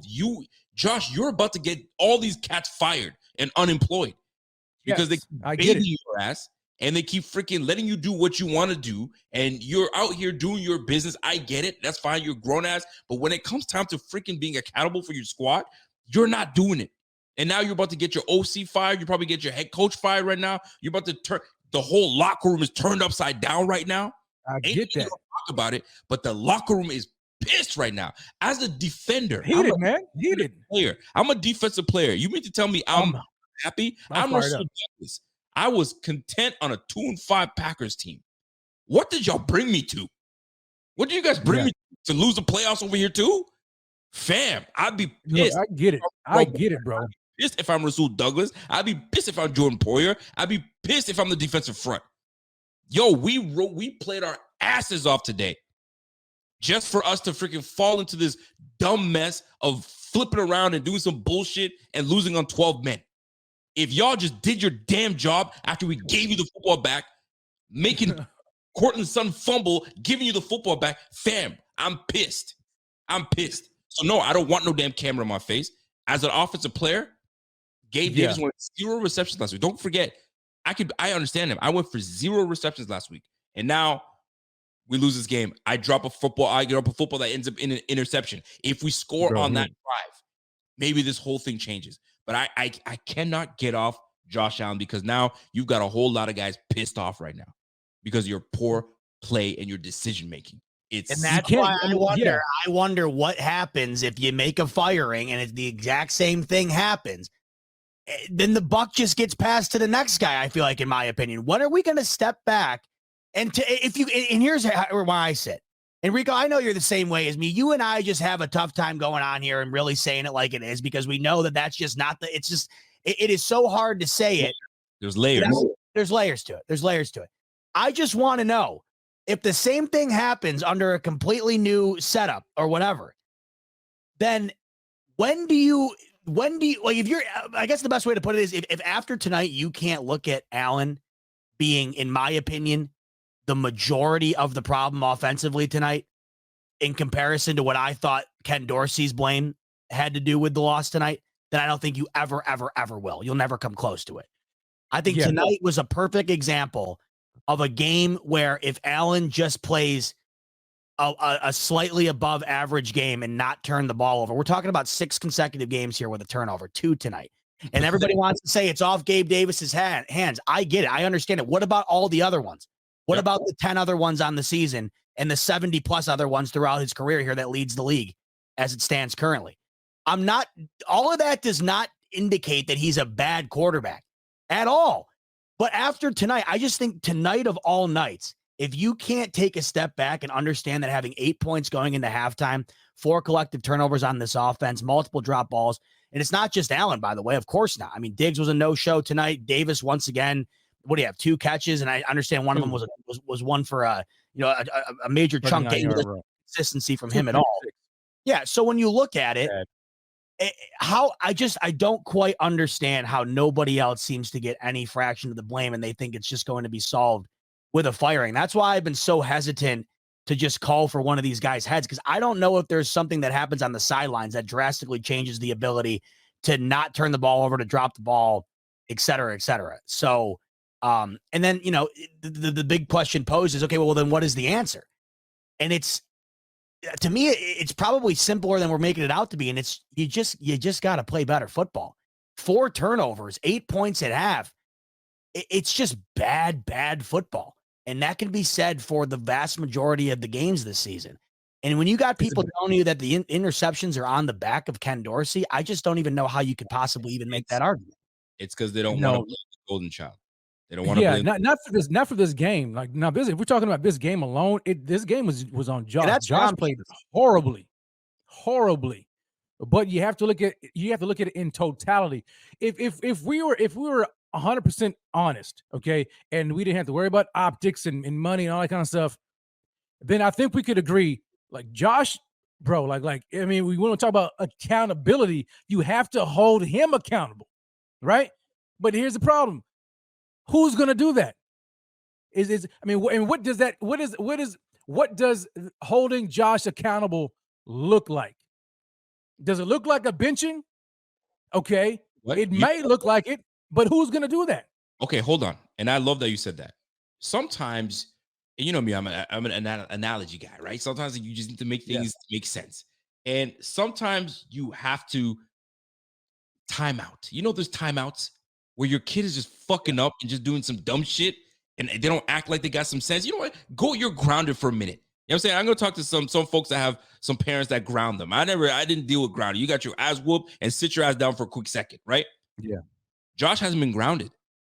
Josh hasn't been sent to his room. Right. He hasn't been put on timeout, right? He's got a stern talking to, but he hasn't been really, put on display. Because when you're grounded, people know you're grounded. Why? Because, hey, can Jimmy come out and play today? No, he's grounded. What do you do? Don't worry about it. He'll tell you tomorrow, right? Yeah. Let this dude just turn the ball over constantly. Look at James Cook today. James Cook fumbles on the first run. Sit your ass down. You're not supposed to put the ball on the turf. And Grant, rightfully so, that's true. But when you keep turning the ball over and it becomes a norm that you keep giving the ball away to the deep, it comes a time where you're like, fam, you have to knock it off. But ain't nobody ready to have that conversation with him. Not once to get out today. Not once. What has to happen? Like the benching won't happen. It just no way in hell. Why can't it? Why can't it happen for a series? Because if you think that the entirety of this fan base is lit on fire right now, if that I can't even I just know the optics of it. Like, this league, it's not. I mean, I guess there's a chance it would be the most stunning thing we've ever seen. But I want to know. I just want to know what has to happen. Like, what would genuinely have to happen for everybody to take a step back and collectively understand that there needs to be some sort of reworking within his style of play in order to be able to be as successful as this team can be? Because I'm watching, like, even tonight, Russell Wilson didn't turn the ball over. Russell Wilson took the short intermediate throws that were there. I got to tell you, Russell Wilson, under the pressure he was on tonight, slippery as hell, ran the ball extremely well, got rid of the ball. I mean, it was not a good offensive performance at all. But when you're looking at the other side of it, it looks like it's not like Josh Allen's leaps and bounds better than that. And this season, right? Allen wasn't leaps and bounds better than that tonight. He wasn't leaps and bounds better than a variety of games this season. And unfortunately, we've gotten so accustomed to Allen having to be leaps and bounds better. And that comes down to the fact that this team does not have really an ability to win games outside of him just being lights out on fire. But frankly, as of late, we've just needed Allen to play pretty much average football. And there have been times where he is playing below average on certain series that have just hindered the team back to the point where they can't get over it at the end of the game. Mm-hmm. So I wonder what it has to take. And frankly, I'd be happy with if we take the highest of highs and the lowest of lows. I think if we were able to just somehow find an intermediate with Allen, I think we'd have at least 2 more wins on this season. I think the Jets would have been a win, and I think probably tonight would have been a win as well. You know what? But here's my problem though, because if we're talking about it, we know, and you said optics, but forget the optics. I mean, if your quarterback is the one who's supposed to be the leader, and he's the one who's supposed to be leading the franchise, and he's the one screwing up, you have to be able to sit him down. You have to be able to do it. Forget the optics and forget what the fans are going to say. You have to be willing to do that if that's what it takes. But I think that I think what will ultimately, maybe I'll say ultimately, what might change the whole situation is if they sit their behinds down in January, find themselves watching everybody else in the postseason when they were expected to be this team, expected to be that, and they're sitting at home because Josh Allen screwed up. The offense couldn't get their heads out of their behind, and the defense, as decimated as it were, carried this team, and now we're sitting here at home looking at you. That might be the thing that starts the conversation. Philly, this is big to me. I see this and I'm like, it kind of like more holds me a little bit tighter to this whole McDermott situation. Philly fired Peterson 2 years after winning a freaking Super Bowl, but we can't fire McDermott. And you know what's even more terrifying than that? You know what's even more terrifying than that? They cut Carson Wentz 2 years after a MVP. He would have won the MVP if he didn't get hurt. Listen, that is just sickening. I didn't even think about that. And I didn't. And look where that franchise is right now. Listen, sometimes tough decisions have to be made. And right now, McDermott is sitting there. They're asking McDermott about what changes are you going to make, brother. You better hold on just a quick second before Bean has to put some, drop his nuts a little bit and have to make a damn tough decision. Now, what do you do? Because you can't panic either. Right. And right now you're in panic mode. This is panic mode. I know that Von Miller was like, yo, we ain't ready to sound the alarm, man. Sound that bitch up and crank that thing. time. Really? Sound the alarm right now. You feel me? It's time. So this one right now, this right now is gut check time. Decisions got to be made. It's plain and simple. Question is, when are they going to be made? Tomorrow? Black Monday? Actually, today is Black Monday. You know what I'm saying? So is it this morning, Tuesday, afternoon? Something's got to give. Something's got to go. And if it's not tomorrow, what happens that week from today if they lose to the Jets? Then you have to get them. How do you not do something? How do you not? This is what Ziba's saying. Ziba's saying do it now. What difference is it going to make doing it later? Now do it now. I don't even know what I'm saying. All I know is I'm just trying to think of these hypotheticals anymore. I don't know what the fuck's going to happen other than just complete heartbreak. And I'm wondering, a week from today, if the Bills slip underneath 500 going into December with that gauntlet left, I don't understand how you can't do anything. Truly, then it gets to the point where I think you have to. I had optimism thinking that, you know what, it always talks about, the Bills play down to their terrible, terrible opponents like today. They play down and that's what they do. Well, time to play up. And that was what I was hanging on. They're going to play the Jets. They're going to play the Eagles. They're going to play all these good teams going forward. And the Jets, I say that because they play as tough. But like, if we can't even take care of these guys, what makes you think that you can sit and go head to head, toe to toe with Devontae Smith, Jalen Hurts, DeAndre Swift, that Jalen Carter? Fam, you're not good enough to do all that stuff. We are, like you said, we use the flex seal. We got flex seal all over these damn Bills. Offense, defense, coaching, special teams, you name it. I mean, we got flex seal over this damn whole stadium because we're building another one. And Lord knows we can't even build a right one because we look at the Germany stadium that's got the retracted roof that comes in and comes out and all that good stuff. We sit here now, we're gonna let you hit with the elements. Fair. We're going to learn a lot about this team over the next couple of months. And I'm not talking about their ability to get to the playoffs or not. I'm talking about their ability. You watch. If this continues to happen, the unraveling could be all time. We're already watching, and we're already watching just an implosion right now amongst the fan base, the coaching staff, it seems, where they just seem defeated. Allen seems defeated. The team is denying interviews in the locker room, right? And that's right now at 500. We're going to learn a lot about this team and the direction that we can think that they can go in. And I'm not talking about making the playoffs. Yep. I'm talking about moving forward organizationally. What is this team going to be represented? Or what are they going to represent as themselves moving forward? We're going to learn a lot about these guys over the next couple of months. And I don't even know which way I think it goes. But we haven't experienced this. None of these guys really have experienced this. And frankly, it's terrifying to think about. Yeah, haven't. Namdi, my man Namdi, what's up? Namdi comes in. I got to start reading these super chats, man, because we got a lot of them coming through. So we need a patent for inventing a new way to lose. Boy, you ain't lying. Because right now, we went last 30 seconds. Now we got 12 men. It's getting bad. Darren Martin says, I'm happy for tomorrow, who they cook Josh Allen like they rightfully should. I love this team, but yeah, not that fool needs to be cooked. He needs to be cooked. So Allen's going to get his share of scrutiny all over. He's going to get destroyed because people who have no lineage to the Bills have no problem saying it. Absolutely. They're going to eat him up. They're going to eat up the coaching staff. They're going to eat up everybody. The Bills deserve to be raked through the coals. And you want to know what, guys? We haven't even thought about this, but I want you to pose this question. If Mahomes had the exact same type of string of games here, because frankly, he hasn't been playing well at all, and it's been noticeable. The only reason that hasn't been talked about much is because they've been winning games, so it doesn't really matter. But I just wonder if us as a Bills fan base saw Mahomes have a game like he did tonight, because he did the same. He had a very similar game against the Broncos, and I saw him getting destroyed. So you have to look at it if it wasn't your team. And if you saw Mahomes have that type of game, or you had Burrow who had 2 fourth-quarter interceptions yesterday, what would you be saying about it? Would you be sticking up for it to the nth degree? And I don't think anybody really would. And I think we can all agree that there's been far more of those type of games from Allen this year than the other two. And that's the way you got to look at it. You kind of got to put the blinders aside and, go to the playoffs or not. All I want to see coming forward at this point now is just Allen trying to find a way to make a semblance of the rest of the season here and put together a good outing. And I was thinking of this earlier, Ziba. Sometimes, like, I swear, you say some shit that I said, like, beforehand, but you bring it back and make me remember that. That's only going to piss us off even more, is it not? we're gonna be sitting here saying, Oh yeah, I hear you. Yeah. Where has it been? Where's this been? Who is that guy? Now that there's no pressure on you, this is when you want to come out and play. Now Couldn't you want see to that light up happening too. Couldn't you easily see Yeah. that? You know what I'm saying? I could totally see that. All of a sudden, he's doing it while we're mathematically eliminated. Mathematically eliminated.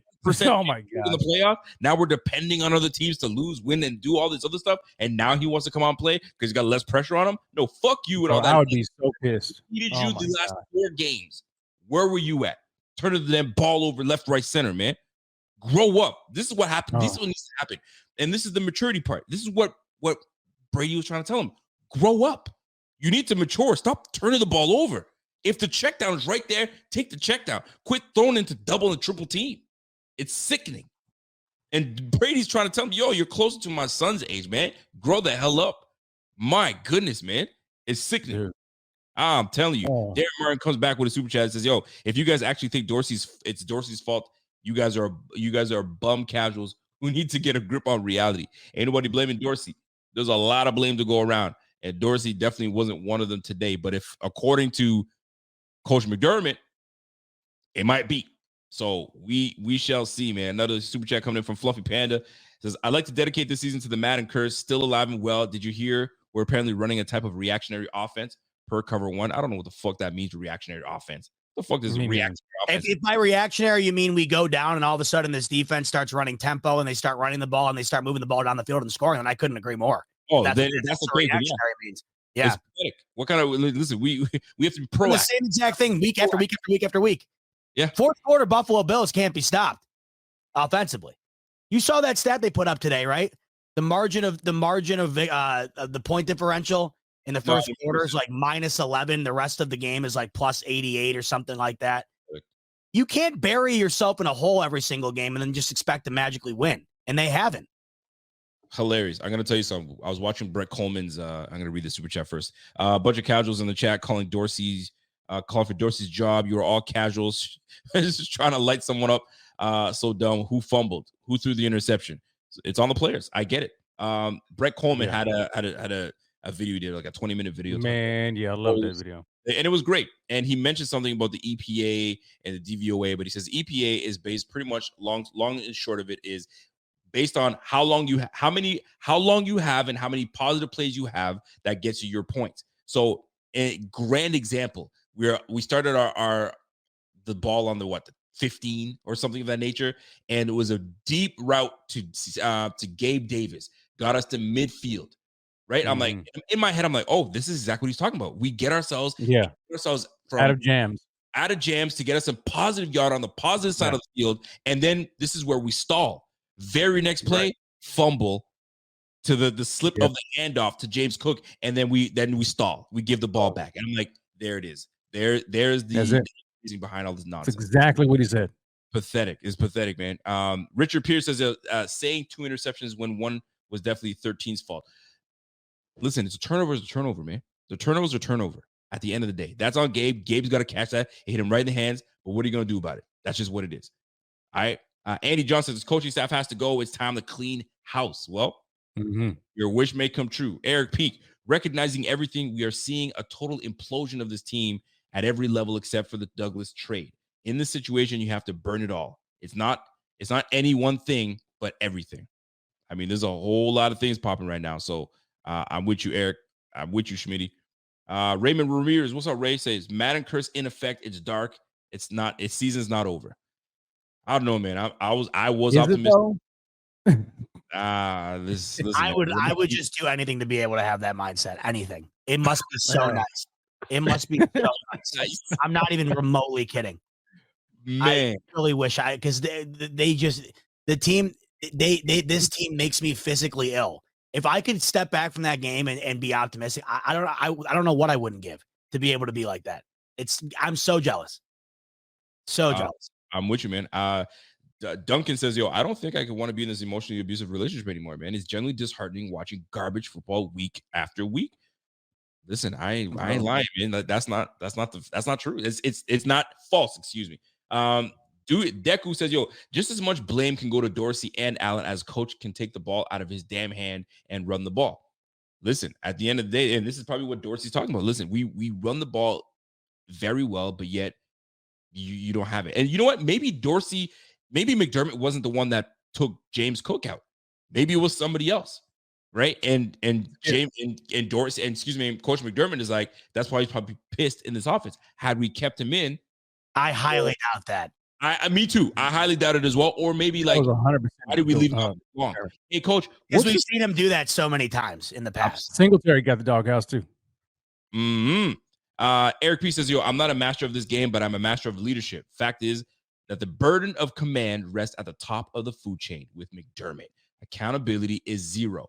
Some game can't run forever. I mean, there's going to come a time where he's got to answer to, you know what I'm saying, the Grim Reaper. And when the Green Reaper comes for you, they ain't running from that one. Chris Matlock says Josh needs to get back with his old girl. Sean and his zero blitzing ass was killed. Dorsey F the run when it was working. Listen, man, I've seen a lot of these comments of him. Yo, I miss Brittany Josh, man. Listen, man, it ain't happening. He ain't going back to it. Derek Martin says, put the post-game interview on right now. We need to watch this BS together. I mean, listen, we'd love to. But we got content to give you guys the next few days so we can dissect this. Trust me. Bills have 10 points total in their last 6 first quarters. Bro, we've been awful offensively to get things started. And especially that when we took the ball to put up that display of football. What there was a difference for Sean McDermott. He's like, you know what? We're changing things up right here. Put the ball in the offense's hands. Yep. And they looked in. Yeah, I'm with you. Man. I'm with you. So Johnny says, the fact that Josh Allen has not learned to take the checkdowns or let up on a pass tells us everything we need to know. He has no touch and never will. Oof. Bro, 6 years in, man. I need to leave this up for a quick second. Because I was thinking that today. And I was like, when he threw that, and there's no excuse. There's absolutely no excuse. I'm glad you're saying it because I didn't want to be the one to say it, man. I just knew I'd get destroyed. Well, we got to talk about it. We got to talk about it because it happened 2 or 3 times in this game. Times, right? And he threw a ball to Gabriel Davis. Mm-hmm. And I was like, whoo, that came, even me for watching from the TV, I was like, damn, that came in hot. No. Did it have to come in hot? Same thing to Kincaid over the middle of the field on 3rd down. He whipped it at him. It's going 150 miles an hour. Fam, there comes a time where you can just throw an easy ball. Yeah. I mean, you don't have to have the Magnum 57 every time, man. You don't have to have that pulled out, or you don't got to pull the shotgun out every time. And it goes to say the same thing.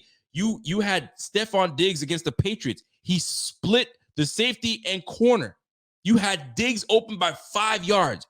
You whiffed because you don't have touch. These are the things that this brother has just got to work on. And I cannot get off Josh Allen. He pissed me off today. He really pissed me off today. Coaching staff is a whole other ballgame, but when it comes to the players and the play on the field, fam, you let your team down with your play. And you know what? When he scored that touchdown, I knew he was going to take it. He wanted to be the hero. Me too. I knew it. I was like, he's going to take it. All I could think about was there's 2 minutes left. And you want to know, my dad texted me and it made me vomit because I knew he was dead on. He goes, quote, if Mac Jones could do it, so could Russell Wilson. Oh, yeah. And we already knew it was going to happen. Son of a bitch. I'm telling you. And that's facts. And I'm telling you, and let me go back to that. Like, you didn't have to freaking whip it in there like that, right? You didn't have to.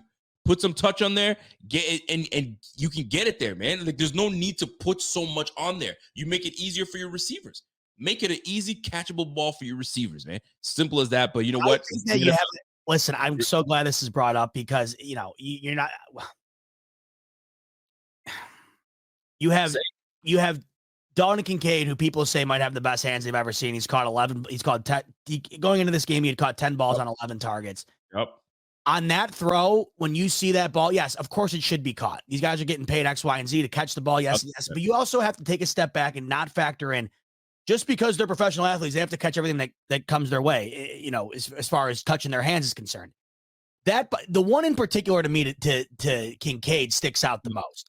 Okay. Because the one to Davis was about 20 or so yards down the field. Yeah. I still think you got to take some off of that.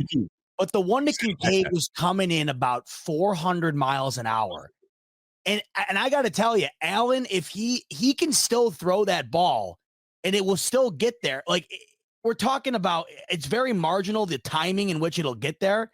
I just think that there's absolutely something to be said about that. We have heard that people have had some of these receivers come away with black and blue marks on their hands. And look, that's the nature of the beast. Sometimes these throws have to be thrown like that. I think we're talking about the throws that don't. Yes. That's what we're getting at. I don't want, in Z-Bot, I want to piggyback. Don't think that Z-Bot and I are talking, and Rev are talking about like, he's throwing the ball too hard. No, hell no. I'm talking about when you got a wide open guy and you're corking it back like you're trying to hit the opposing scoreboard. Look, and this is just, once again, how many times do I got to say this today between the two shows we've done? It just comes down once again to when we're down bad as we are right now. We just look at the little things to the point where right now we're talking about the velocity of Josh Allen's throws. That's how far down the totem pole we are right now. I mean, that's why we can't run a screen game, because Josh he doesn't know how to throw a ball. He doesn't know how to walk the ball over. He just neglects it. It's no timing, no touch, no rhythm. You're not going to run that thing. No. Last game, if you go back and look at some of the plays, the Jets game in particular, to me, is the most egregious example. And you want to know what stuns me the most, fellas? Is that after that Jets game, when all we talked about was Allen forcing the ball down the field, when all he had to do was take what was given to him, and that game was an easy dub, he did that exact same thing for 3 straight weeks following that Jets game and hasn't done it again since. If we remember, what were we praising that offense for? It was just doing the simple things, and they were moving the ball down the field. And if you remember, what stands out the most probably of those 3 games, despite the points scored and the domination, all 3 of those games, their time of possession was more than double their opponent. And it's because they were playing like that. And then they went to London, and it disappeared. It disappeared, and it has not come close to reemerging. Yep. We haven't gotten there, man. Trayvon Diggs tweeted that Diggs has to get up and out of here. I don't blame him. How can we blame him for saying that? I mean, that's his brother. He's always going to say that, man. Patrick Mahomey, what up, man? He says, yo, don't ever compare that bum to me ever again. This is the beginning of the end. 4 solid teams upcoming. It's next. It's tough. I mean, listen, I don't blame you. It is tough. I want to clear that up with what Mahomey said there when comparing. I'm not comparing. What I'm comparing, as far as what I'm saying is, as a fan base, you have to look at how you would speak on an opposing quarterback if they had a similar performance, and be able to reflect on your own quarterback or your own player based on that. That's what I'm getting at. The margin for error for Mahomes is seismic. If the guy retired today, he's a Hall of Famer. So he's got some leverage, he's got some room for error. Yeah. What I'm saying is, if we watched tonight and the last several, like if we watch the Chiefs, think about, this is the best way to put it. If you watch the Chiefs lose to the Patriots, they did lose to the Broncos, right? But if you coupled that in with a loss to the Patriots and a loss to the Jets, which they came close to as well, but if those wound up turning into losses, the narrative would be different. The difference is the Chiefs have saved themselves because these sloppy, god-awful games that they've been a part of, they find a way to win them. I mean, hell, even in that Dolphins game, they didn't score a single point in the second half, and they found a way. That's how and that's what we keep talking about tonight. The difference between finding a way to win and not getting scrutiny, and finding a way to lose and getting all the scrutiny, it's very, very marginal. And the Bills are very similar to me in the fact that the Chiefs have kind of played almost, they played similar ball in certain situations, but they find a way to win. The Bills have found a way to lose almost all of them. All in Venezuela says all 5 of the Bills' losses are AFC conference games. LOL. Season is over. We need an offensive-minded head coach. Here's another thing I'm going to give you guys, right? I'm going to give you guys another one. I didn't really think of this, right? So we play the Jets next. We lost to the Jets already. We play the Eagles. We ain't beating the Eagles the way we playing. Then we have the bye week. Then we play the Chiefs. We ain't beating the Chiefs the way we play the Chiefs. Then we play the Cowboys. We ain't beat the Cowboys. Then we play the Chargers. Then we play the Dolphins and the Patriots. Guess what happened with those 2 games? Actually, that one, we beat the Dolphins in that, but we lost to the Patriots and the Jets. 2 teams that we should be able to beat. We've already lost twice. It's a wrap. Tiebreakers, man. Tiebreakers. It's the only way you're going to catch me somewhat buying back in. You want to know what the funny thing is? They'll do it too. They'll do it because that's what they do. They will. This is what'll happen. They'll beat Philly going into the bye, and we will be our chips will be stacked up into the middle of the table. That's what's going to happen. You're not going to have any reason as to why it happened, right? You're going to go into the bye. You're going to beat it's going to be like a 12-10 victory against the Jets this week, right? Right. Then you're going to go into the link. and by the grace of Christ, win that game. Going to the bye. We have 2 weeks to buy back in. You know for a fact they're not just going to disappear. You know, they never did and they never will. And It's then not in the Bills' nature. No. Then there's going to be some crucial losses to teams that need to lose, like the Jags and the Ravens start to plummet. And they'll get all the way to week 18, must win to get in the playoffs against the Dolphins, and they lose on a field goal last second like they did tonight. That's probably the absolute textbook way that this all happens. That's a script. That's a script. You're saying that we have the bye week to buy back in. We got 2 weeks. We don't know the bye week for no reason. We're going to be buying stock, and we're going to get freaking hammered. It's going to be the real estate crisis all over again. Oh, gosh. I can't. Ray comes in and says, Bills made playoffs tonight. Bills made playoffs tonight. All playoff games now.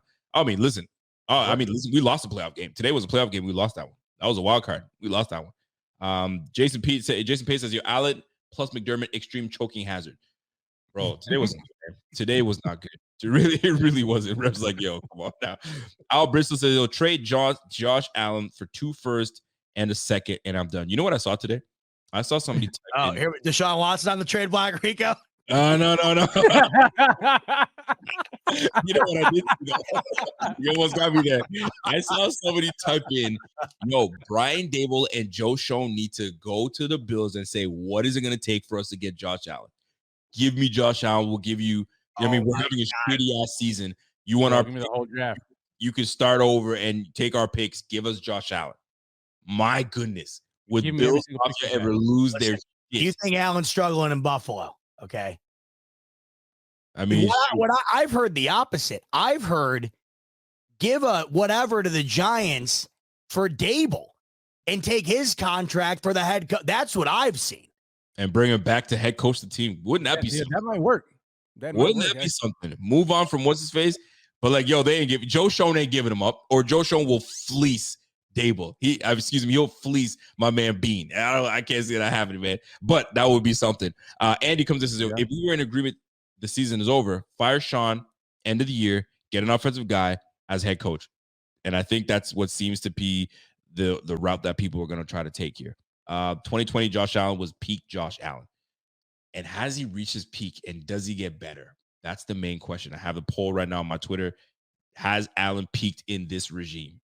You know what I'm saying? Because, sometimes it takes somebody else to come in and pull more out of you. You know what I'm saying? I don't know if you've ever had this exercise done where somebody says, hey, go and stretch your arm, close your eyes and stretch your arm as far back as you can, right? And they tell you to do it. And then you're like, can you go any further? I don't know if you guys have ever done this before. Can you go any further? You're like, no, I can't. Are you sure? No. Close your eyes and visualize that you can go further. All of a sudden you visualize it, and then you're like, holy crap, I just did it. So right now, Allen's stretched all the way he can't until another regime comes in potentially and says, wait a minute, close your eyes. Let me show you something. All of a sudden, Allen becomes this new type of quarterback. You just never know these days. Something's got to give. And right now, McDermott is reeling right now. He's going to bed, and I don't even think he's going to be able to sleep. He's sleeping in the office today in the stadium, and he ain't leaving because he's got to figure something out. Chris Farley, like someone said in the chat, give Josh Allen his physical gifts, but Brock Purdy's brain. My cousin tried to tell me, he said, yo, Brock Purdy's better than Josh Allen. I just hate to honest to God, outside of the last 3 games, Brock Purdy to me, he isn't a horrendous decision maker. My cousin Deebo Samuel he is, but CJ Stroud is better than Josh Allen. He is better than your quarterback. I'm telling you right now, Brock Purdy is that dude. He's better than Josh Allen. I was like, damn. Okay. Well, this is what people lose track of. This is what people lose track of. This is why people love the allure of Josh Allen over a guy like Joe Burrow, right? It's because it looks better, right? Of course.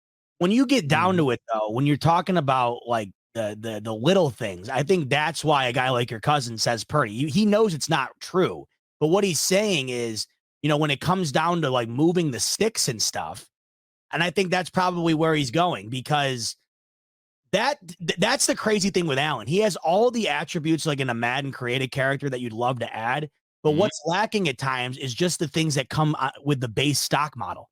And that at times is what I think really gets frustrating, Well played. 1,000%.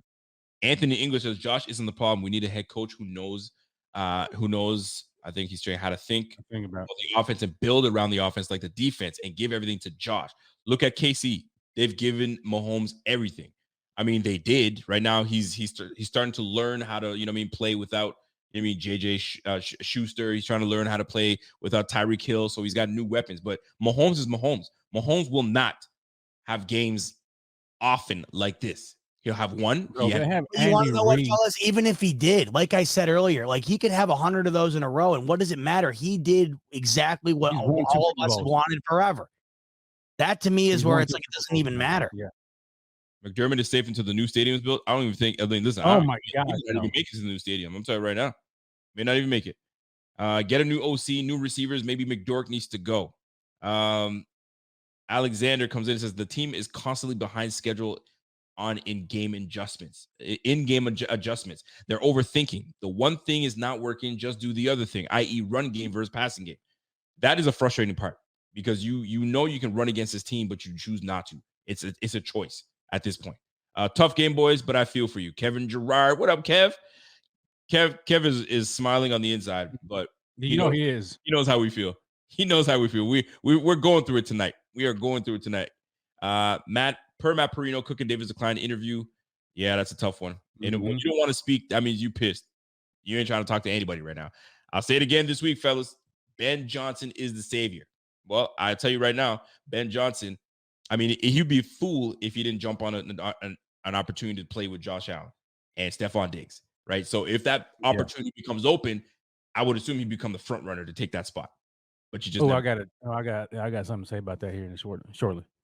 Are jumping about, now. about all right, about this because I think this is what it's going to take. See, if you get a guy like Ben Johnson in here, I think the way you fix Josh in this offense, people are not going to want to hear it, but it's a run game.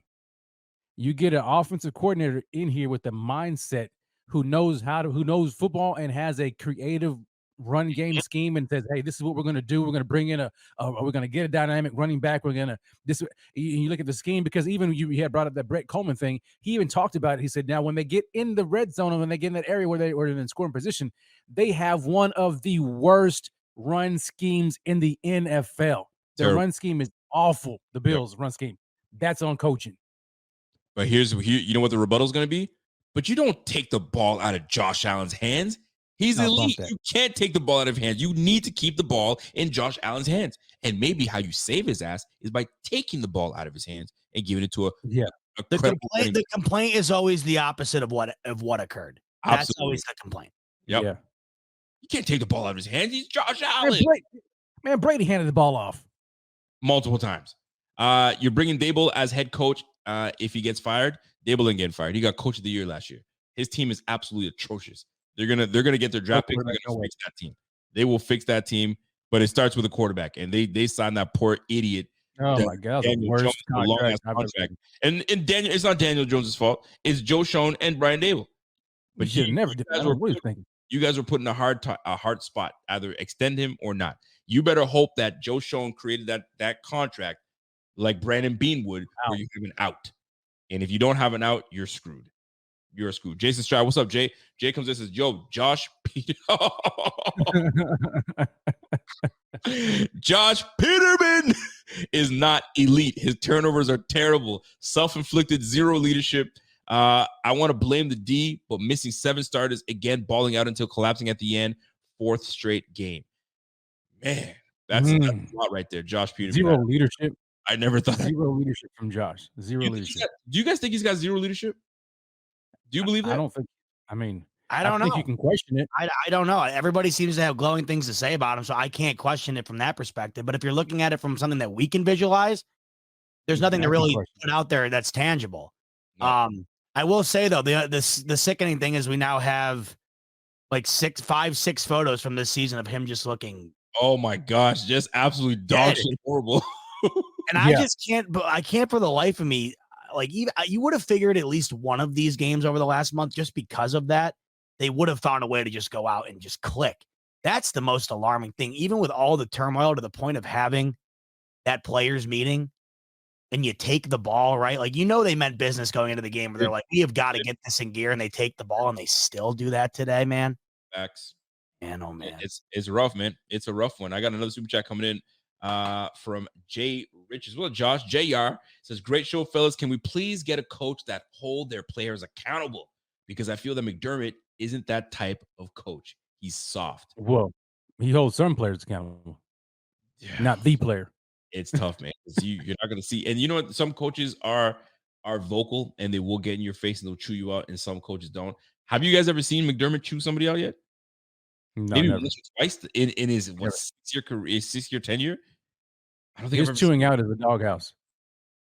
Before listen, Eric P says interception targeting Hardy. Josh Allen stares him down from the snap. Also, it's primary read. It's on QB and play concept. Why can you not come up with a better? And unacceptable. I mean, the whole thing's unacceptable, fellas. We already know that. We know what it is, man. Seems like the culture is broken.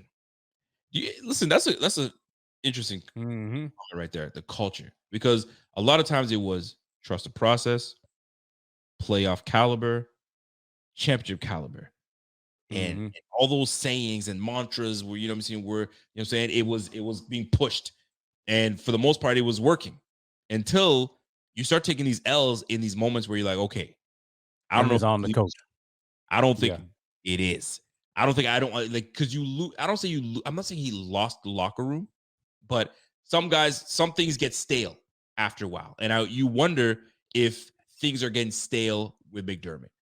Is McDermott stale to the locker room, and the guys are just not responding the way they need to?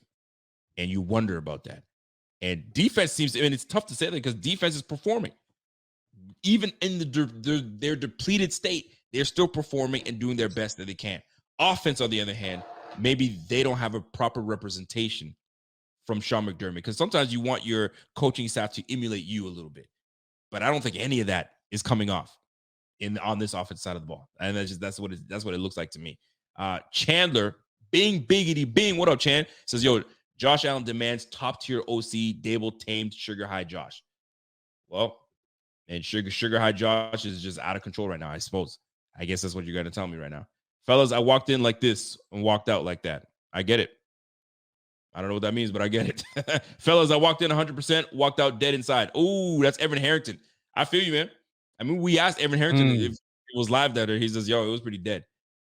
It got hype, but then he walked out. I bet you in that stadium, because Zebo, you've been there multiple times, unfortunately, in moments where we've lost, you could hear a rat pissing on a mattress on Abbott Street, I'm sure.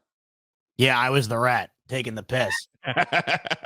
No, yeah, I mean, it's I just can't imagine, because I know what I did in my personal home, much less being at the stadium to watch that kick miss in person and then immediately have to. I still can't stop thinking about that. Maximat says, you'll fire this entire coaching staff. It's got to go. We beat Miami and the Jets to go to the playoffs. Can't wait. Think I just threw up in my mouth a little bit. Love the content, though. I appreciate you, Todd. I don't know, bro. That's a tough one. What happens to our Bills if Diggs leaves? Well, Diggs is under contract, first of all, so he doesn't leave unless we decide to say, hey, you know what? We're going to grant you your trade, or go seek your trade. Go seek wherever you need to go, and then we'll go from there. Could I see something like that happen? Sure. Or he holds out and says, yo, I ain't trying to play with y'all. Just trade me. Yeah. Trade me. Love you, Josh. You're my guy, but you haven't been the same. You have not been the same since I tried to freaking call you out and say, yo, wake the F up against the Bengals. And you were not matching my energy. Bro, I need to go somewhere that's going to appreciate me. And Diggs is in the same position. He's what, 29? He's 30. He just turned 30. I think he just turned 30. Bro, he's trying to do the same thing. I ain't trying to be around a team that is not with it. I love you, Josh, but fam, like, this ain't working. Gabe Davis, I'm sure he's like, I'm out of here. I'm going somewhere else. I'm going to get my bag somewhere else where someone's going to appreciate me if he even gets it. Bram, it's going to be the Kincaid Josh show, and if Diggs sticks around, so be it. But this is a tough moment for Bills fans. But listen, man, we can beat this like a dead horse. I mean, I can't say we're lost for words because we've expressed how we feel about this team, but like, you're not going to win a lot of games when you turn the ball over. This guy on Twitter, by the way, just called me a pathetic loser. Just to let you know, this guy right there. What's he look like? I want to see what he looks like. Put his face back up. There's him in an invisible. He's taking a selfie. There's nobody there. I can't even see the guy. Who is that? I don't know. You can't see. He's with an invisible human being. But this guy says, I tweeted, I said, I got nothing. This team's ruining me. And he says I'm a pathetic loser. So that's where we're at tonight. That's where we're at. Listen, folks, it's a tough one to swallow. Honestly, pause. But listen, we lost this game in a way we didn't expect to lose. I mean, I didn't expect to lose like this, the Broncos. If we won, I expected it to be a close win, maybe like a one-score game. What was the spread today? 7. I told my dad, I said we'd be living on a compound if I just went with my gut every week and just took the bet, and that I can't bring myself to ever do. Did you make money today? Oh, hell no. Yeah, I don't think you did. I Allen under INTs. You think I made money? Dude, why'd you take that? And I just felt like it was time, man. I thought today was going to be the day. But no. I thought I could bet it into existence. You want to know what sucks? Going back to the Allen uncorking the ball to Kincaid. Had he caught that ball, he hit the 50 plus, so I did win that, made lessen the ball a little bit. Yeah. That would have cashed the 60 plus too. It would have made it way less. And I took the Bills live on the money line at plus money. So, oh my god, dude, it's just I gotta just stop. Yo, you're feeling good. You gotta stop. You're feeling good, but you gotta pull away for a couple weeks, bro. Pull away for a couple weeks. I gotta pull away for a couple of years. You gotta chill. Yo, professionally certified hater comes in and says, yo, the 2021 Bills team was the peak of the team whose roster was ahead of its majority of the teams. Failure to win close games has allowed the AFC to catch up. Not only did they catch up in that regard, but they know how to. They built their team around how to attack Allen. The guy's a physical beast, so you gotta get physical with him. And at this point, we dropped the ball, man. We dropped the ball. I got one more thing to just drop before, because I mean these interceptions, these turnovers really killed us, and very disappointing, honestly. But I was looking at this team stats, and I just got to run by them again. So first downs were pretty much even with the Broncos, even when we gave them the ball that many times. 18 for the Bills, 19 for the Bills. Third down efficiency, the Bills were 3 for 8, while the Broncos went 8 for 19. 3 for 8 on third downs, for crying out loud. And we are number one in the league, by the way. We convert on a 50% completion percentage for third down conversions. And we went 0 for 1 on fourth down, which was a pathetic play. 71 total plays for the Broncos. They had 20 more plays than we did. 19, excuse me, to be exact, right? And what stands out, guys, we yards per play, 7.1 for us, 4.2 for them. Like, are you kidding me? This doesn't make it doesn't make any sense to me, right? We got sacked 0 times today. Josh Allen was sacked 0 times today. And he was only sacked once last week. So everybody, that's the other thing people love to say too, the offensive line. The offensive line has not been a problem. No, not at all. That's what makes this all the more curious, all of this. Guys, like the interceptions he's been throwing, especially the first one tonight, and or whatever the one was going to the out route, and then the one last week. Yep. He's just standing in the pocket, staring it down. Stared it down whole time. The more I watch that Davis one on replay, though, the more sickening it gets. I mean, that was just right in his hands. Yeah. But you want to know what? That's the other thing too, fellas, that we're not even talking about too. On top of all the things the Bills are doing wrong, has it not been crazy that they just seem to have had everything go wrong that could flip their way too? Like tonight, Russell Wilson throwing a short yardage Hail Mary, right? Touchdown, the 2 flags. Like it just seems like on top of self-inflicted, like Davis dropping that ball and it just bounces right into the defender's hand. Like it just seems like on top of everything, all the breaks are going the other way too. It's tough, man. It really is tough. And last but not least, man, penalties. The Broncos had 10 penalties for 61 yards. The Bills had 5 penalties for 63, but the 4 turnovers is what ends up burying us. What buried us today, folks, were the 4 turnovers. Dude, I mean, the amount of penalties they had, the 2 missed extra points, the 6 points off of the turnovers. Oh, I didn't even think of that. The extra points. 2 of them, bro. Didn't they? 2 of them. Or was it the 1?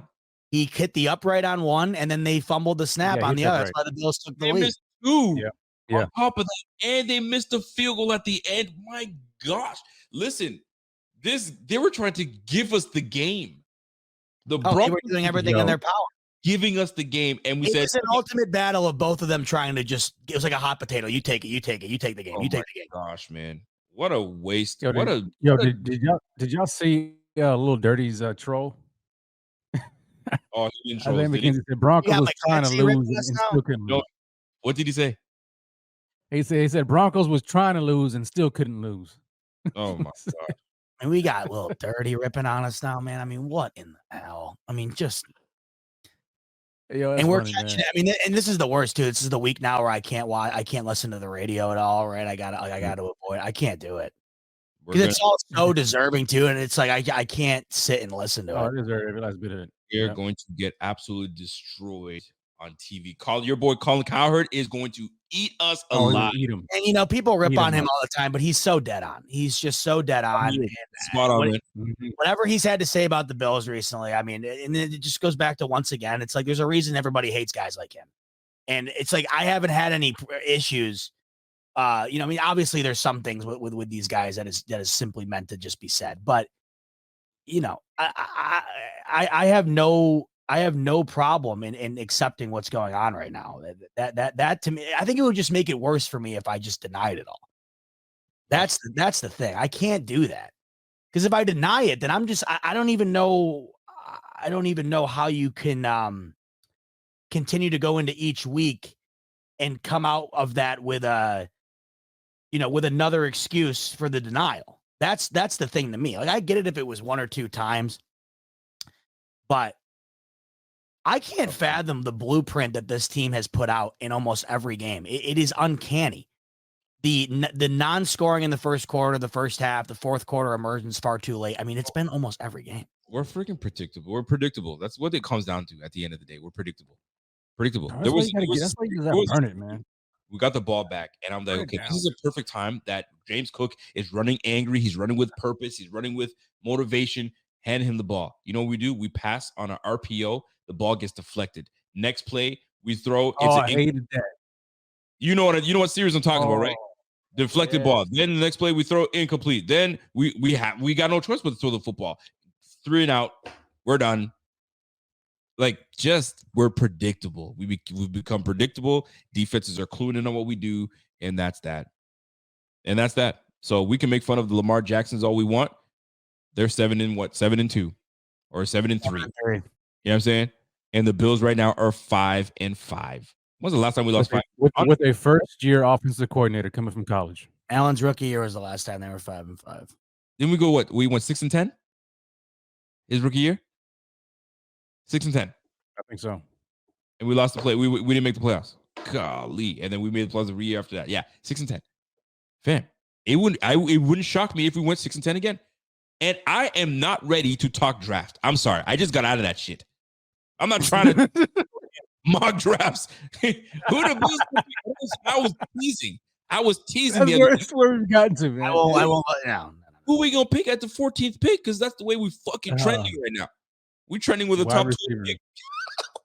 Golly. Wide receivers. We're gonna screw that one up too. Oh my gosh. Anyway, if Ken Dorsey's still here, yeah, we will. Listen, man, I gotta ask you guys a question before we get out of here. Your final thoughts on this night and what you predict takes place in the next few days. Zeba, let me start with you, bro. Look at his face. Well, thoughts on tonight. It's just when you don't think that this team can make you any more depressed or just sick. They reinvent a new way. And tonight, like you said, it'll be the number 12. That's the new invention of tonight. It'll be the number 12. The thing is, I want to say that it's unbelievable, but it's not. As I keep saying, this exact same outcome has happened more than half of their games this year. The exact same from beginning to end type script. It's unbelievable. Even though I just said it's not unbelievable. Like, it's unbelievable that it continues to happen the way it does. But it's not unbelievable that it is occurring because we've seen it time and time again. I'm sick to my stomach, and it's not just because of this single game, but it's because of the road ahead. You're now forced to watch 2 months of football that are essentially meaningless unless this team just decides to go on a run that would be unearthly at this point. What do I think happens? This is what I'm interested in. I think it's precedented on the Jets game. I think that if the Bills lose to the Jets, I don't see how something doesn't happen. I don't think anything happens this week. Really? No, I don't think anybody gets. I just don't. I don't see it. But you got to remember the bye is in a couple weeks, and I just wonder if you lose to the Jets and you lose to the Eagles.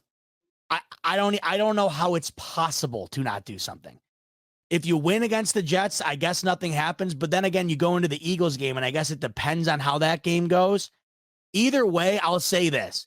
If you talked to me before this game, I would have said there's less than a 50% chance somebody gets fired by the bye or after the bye. I think today, knowing what's ahead, I think I'd say there's greater than a 50% chance that by the bye that there's some sort of significant move. What that is, I would lean towards probably a Ken Dorsey firing. Because at this point, I just feel like there has to be a sacrificial lamb. And when you go through and look at who the options are, it just seems like Ken Dorsey is the easy pick. That's right. That is absolutely correct. But ultimately, to me, fellas, I don't know how you can get swept by a Zach Wilson-led Jets in a season where you also lost to Mac Jones and you lost to this Broncos team and whatever else. I don't know how you can just go to bed that night and wake up the next morning and just continue to do what you're doing. I just don't see how it's possible. No. Yeah. Something's got to change. Z-Bot, I appreciate that. My man. I don't. Yo. I'd be interested to hear what your dad has to say too, because I'm sure your dad. Dude, he's had it. I would love to hear it. He texted me and he said, "Why can't I just go to bed?" This was after the fumble. I'm sure. Can't do it.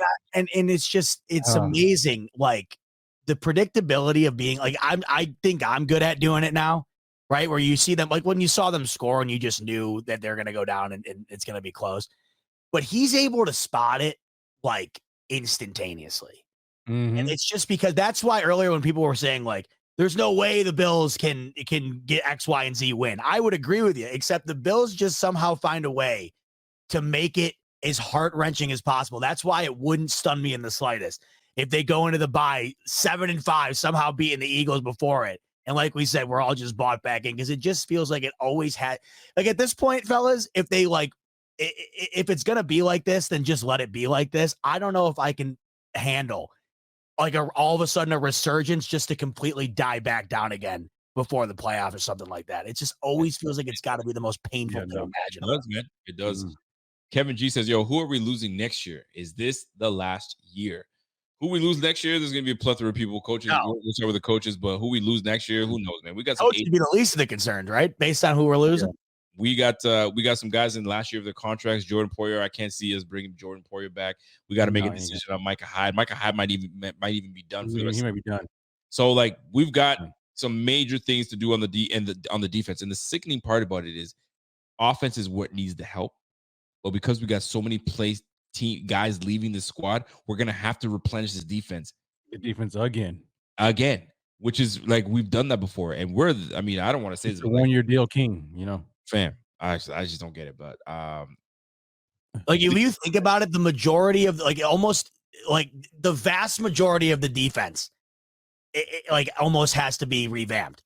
Outside of the front line, you're looking at everywhere else, and there just feels like there's five or six spots that need to be filled, and that's not including probably losing Gabe Davis just because you're not going to pay him, so you're going to need to get another receiver. Yeah. That's not including a million other things. That's the other thing you just add on top of the list of just makes you just. If you tell me change though, like that's where the change needs. We need to change the philosophy on how on what we value the most. You know what I'm saying? Like we have invested so much on the defense, and for what? Like the offense is the one that's screwing us up. So I think a change needs to happen. Like in the offseason, you need to invest heavily in the offense. Let Gabe Davis walk. Okay. Deontay Hardy, he's gonna have to leave. I mean, you've done nothing with him so far. Sherfield, didn't they sign him to multiple deals, multiple years though? Hardy, 2 years. Yeah, but they can get out of it. $5 million this year. Like, you're gonna have to replenish the wide receiver room and the running back room. Yep, you're gonna have to do that. Forget the defense. I don't care. Put all the chips on the offense. That's where I want to see it happen. Is give me a reliable wide receiver number 2 who doesn't have a 50% catch rate like Gabe Davis. You know what I'm saying? I don't want that. Give me somebody who's reliable, who I can trust. Give me another. I mean, maybe double dip in the draft. Get 2 people. I don't care, but you need to replenish this wide receiver room. And you may not have Diggs. I know it may not look right, when we look at the numbers and the contract, but if he was willing I think he kind of let us know what he's thinking in this offseason. He's like, look, I'm not going to show up, for a day or two, whatever. If you think that for 1 second, if the Bills lose, don't go to the playoffs, and it's on the back of the offense and Josh Allen looking like this and the same old Ken Dorsey, you don't think that this guy's not going to try to, leverage himself and say, I'm not going up. I mean, we have to be willing to embrace that possibility as well. But give us your last thoughts, man, before we get out of here. Yeah, last thoughts for me is simple. When somebody shows you who they are, you believe them. And the Bills, to me, have shown me who they are. And as much as a fan in me would love to believe the other way, I have to say and go with what my eyes are showing me. This team is showing me who they are, and I believe them. I don't believe in, they could do this. No, forget that. Who have they shown me to be? And they have shown me to be a middle-of-the-pack team at best this year. And that's with all this talent. I don't figure it out. I don't care. But they've shown me that they are not a good offensive team at all. That is who they show me. And I have no trust. I have no faith in them able to go into this gauntlet. Zeba, you mentioned, winning. I don't have no faith in them at all winning a game the rest of this season. So when you ask me what should happen, fire Dorsey now. I know if you have no faith in him, get rid of him now. Why wait until they're mathematically eliminated before you make a change? If you still think that there's a sliver of hope in the season, but you don't like what's happening offensively with the coach, get rid of him. Do something different, because if they wait until the Jets game, they lose the Jets game. You think they're going to win the Eagles? They lose the Eagles game. Guess what? They're 5-7. Now you want to make a change? Now it's done. It's a wrap. If they lose this game against the Jets, they're 5-6 and 1-3 in the division. It is done. You need to make a decision now. If you want to save this team, do it now. Don't give Dorsey another opportunity. Don't give it to him. Get rid of him now. If you really want to save this team, you can't go in doing the same thing expecting a different result. That's insanity. Talk about it. That is insanity. Hey. Get him out of here right now. It's Black Monday. Get rid of him now and make a change. You say, well, who's the OC going to be? Can we find anybody worse right now? You've got 3 guys in there right now. I don't care if you do it. Mike Shula, let him be the OC, and then let Joe Brady be the pass game coordinator, and Aaron Cromer be the run game coordinator. You can patchwork it together to see if it's going to create some kind of a spark. Maybe out of those minds, they're trying to do something that Ken Dorsey's not willing to do. Maybe you find out that, hey, these guys have the answer. Dorsey was a problem. And if I remember correctly, I think Sean McDermott had said when he talked about the reason why he has to impose himself in the offense is because some people came knocking on his door. I heard him say some guys were knocking on his door. So that when he said that was okay. There's an issue that requires me as a coach to step in and find out what's going on. If you have coaches who are like, look, this guy right here, he just doesn't get it. And I don't care that Josh, vouch for him or whatever. Sean, you have to do something because this is not right. He's screwing this up. He doesn't know what he's doing. Sean is getting involved. He's like, all right, let me see what I can do. Blah blah blah blah.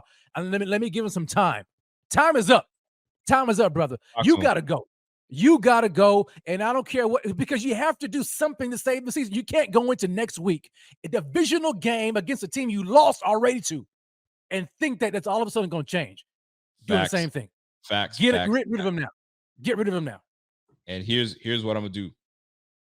I'm gonna just tell you like this, and before I get out of here, and before we wrap this up, the Bills unfortunately have strung together some good seasons, but the one thing that they could not do, and the one thing they could not sustain, is learning how to continue to win and know what's coming your way. The one thing that the Patriots and the Chiefs continue to do and have done in the past is know, A, everybody's gunning for me. B, everyone's going to give their best to beat me. So I've got to prove that I am that team. I've got to prove that I'm that dude.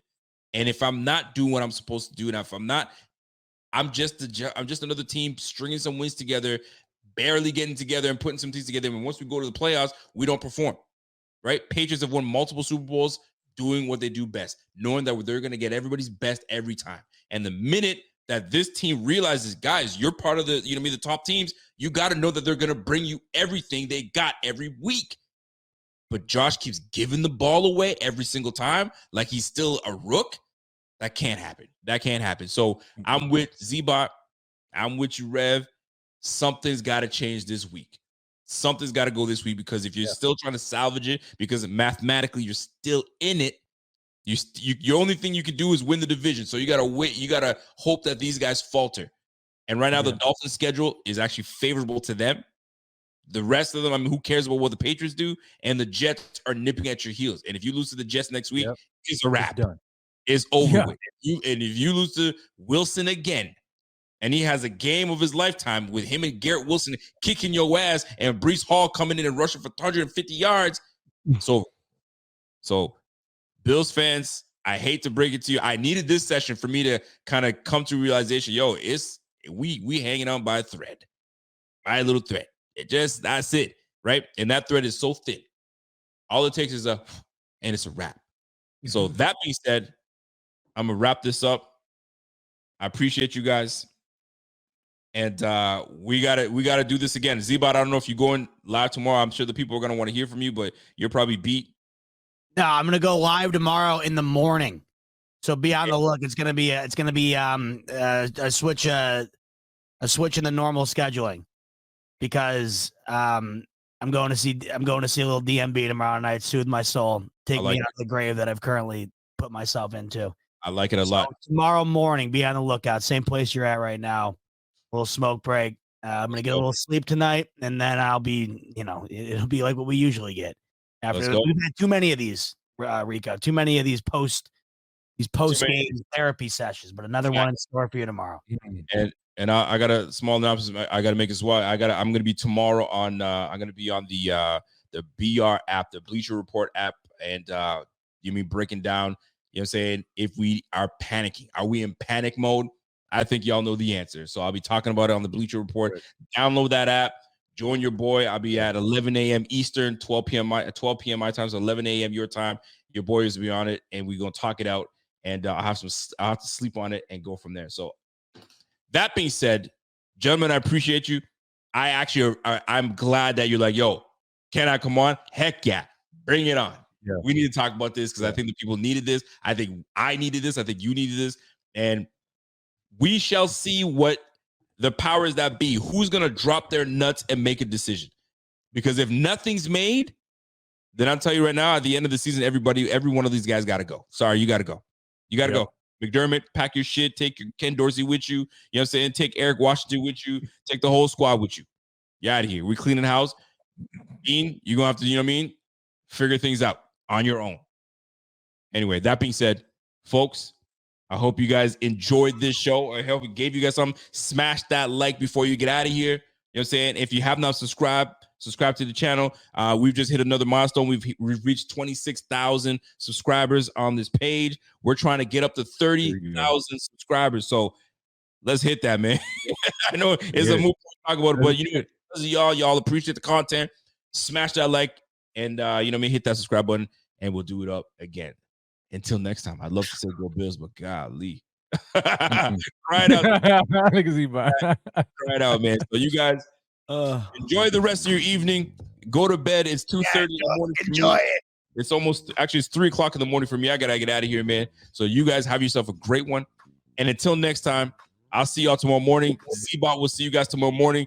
And knowing Rev, he might just say, let me pop on a Thursday. I don't know. We'll see how that goes. We might see this man Saturday. No more primetime games for the Bills. We're back to the afternoon, and watch this. Now they're going to start winning. Anyways, you know how that goes. So, folks, enjoy the rest of your evening. It's the Buffalo Fanatics. It's your man, Rico. It's the man, Z-Bot. And it's my guy, Rev, Raider Rev. And we'll catch you guys on the flip side. And you guys have yourself a good night. Go Bills.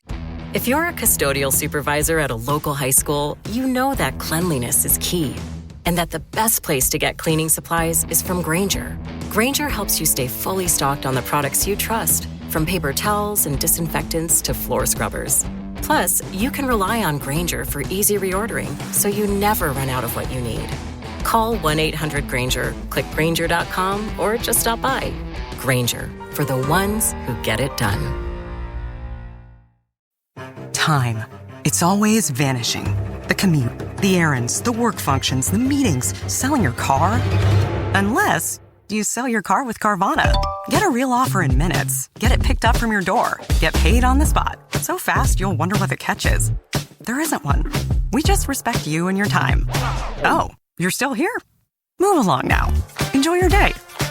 Sell your car today. Carvana. Pickup fees may apply.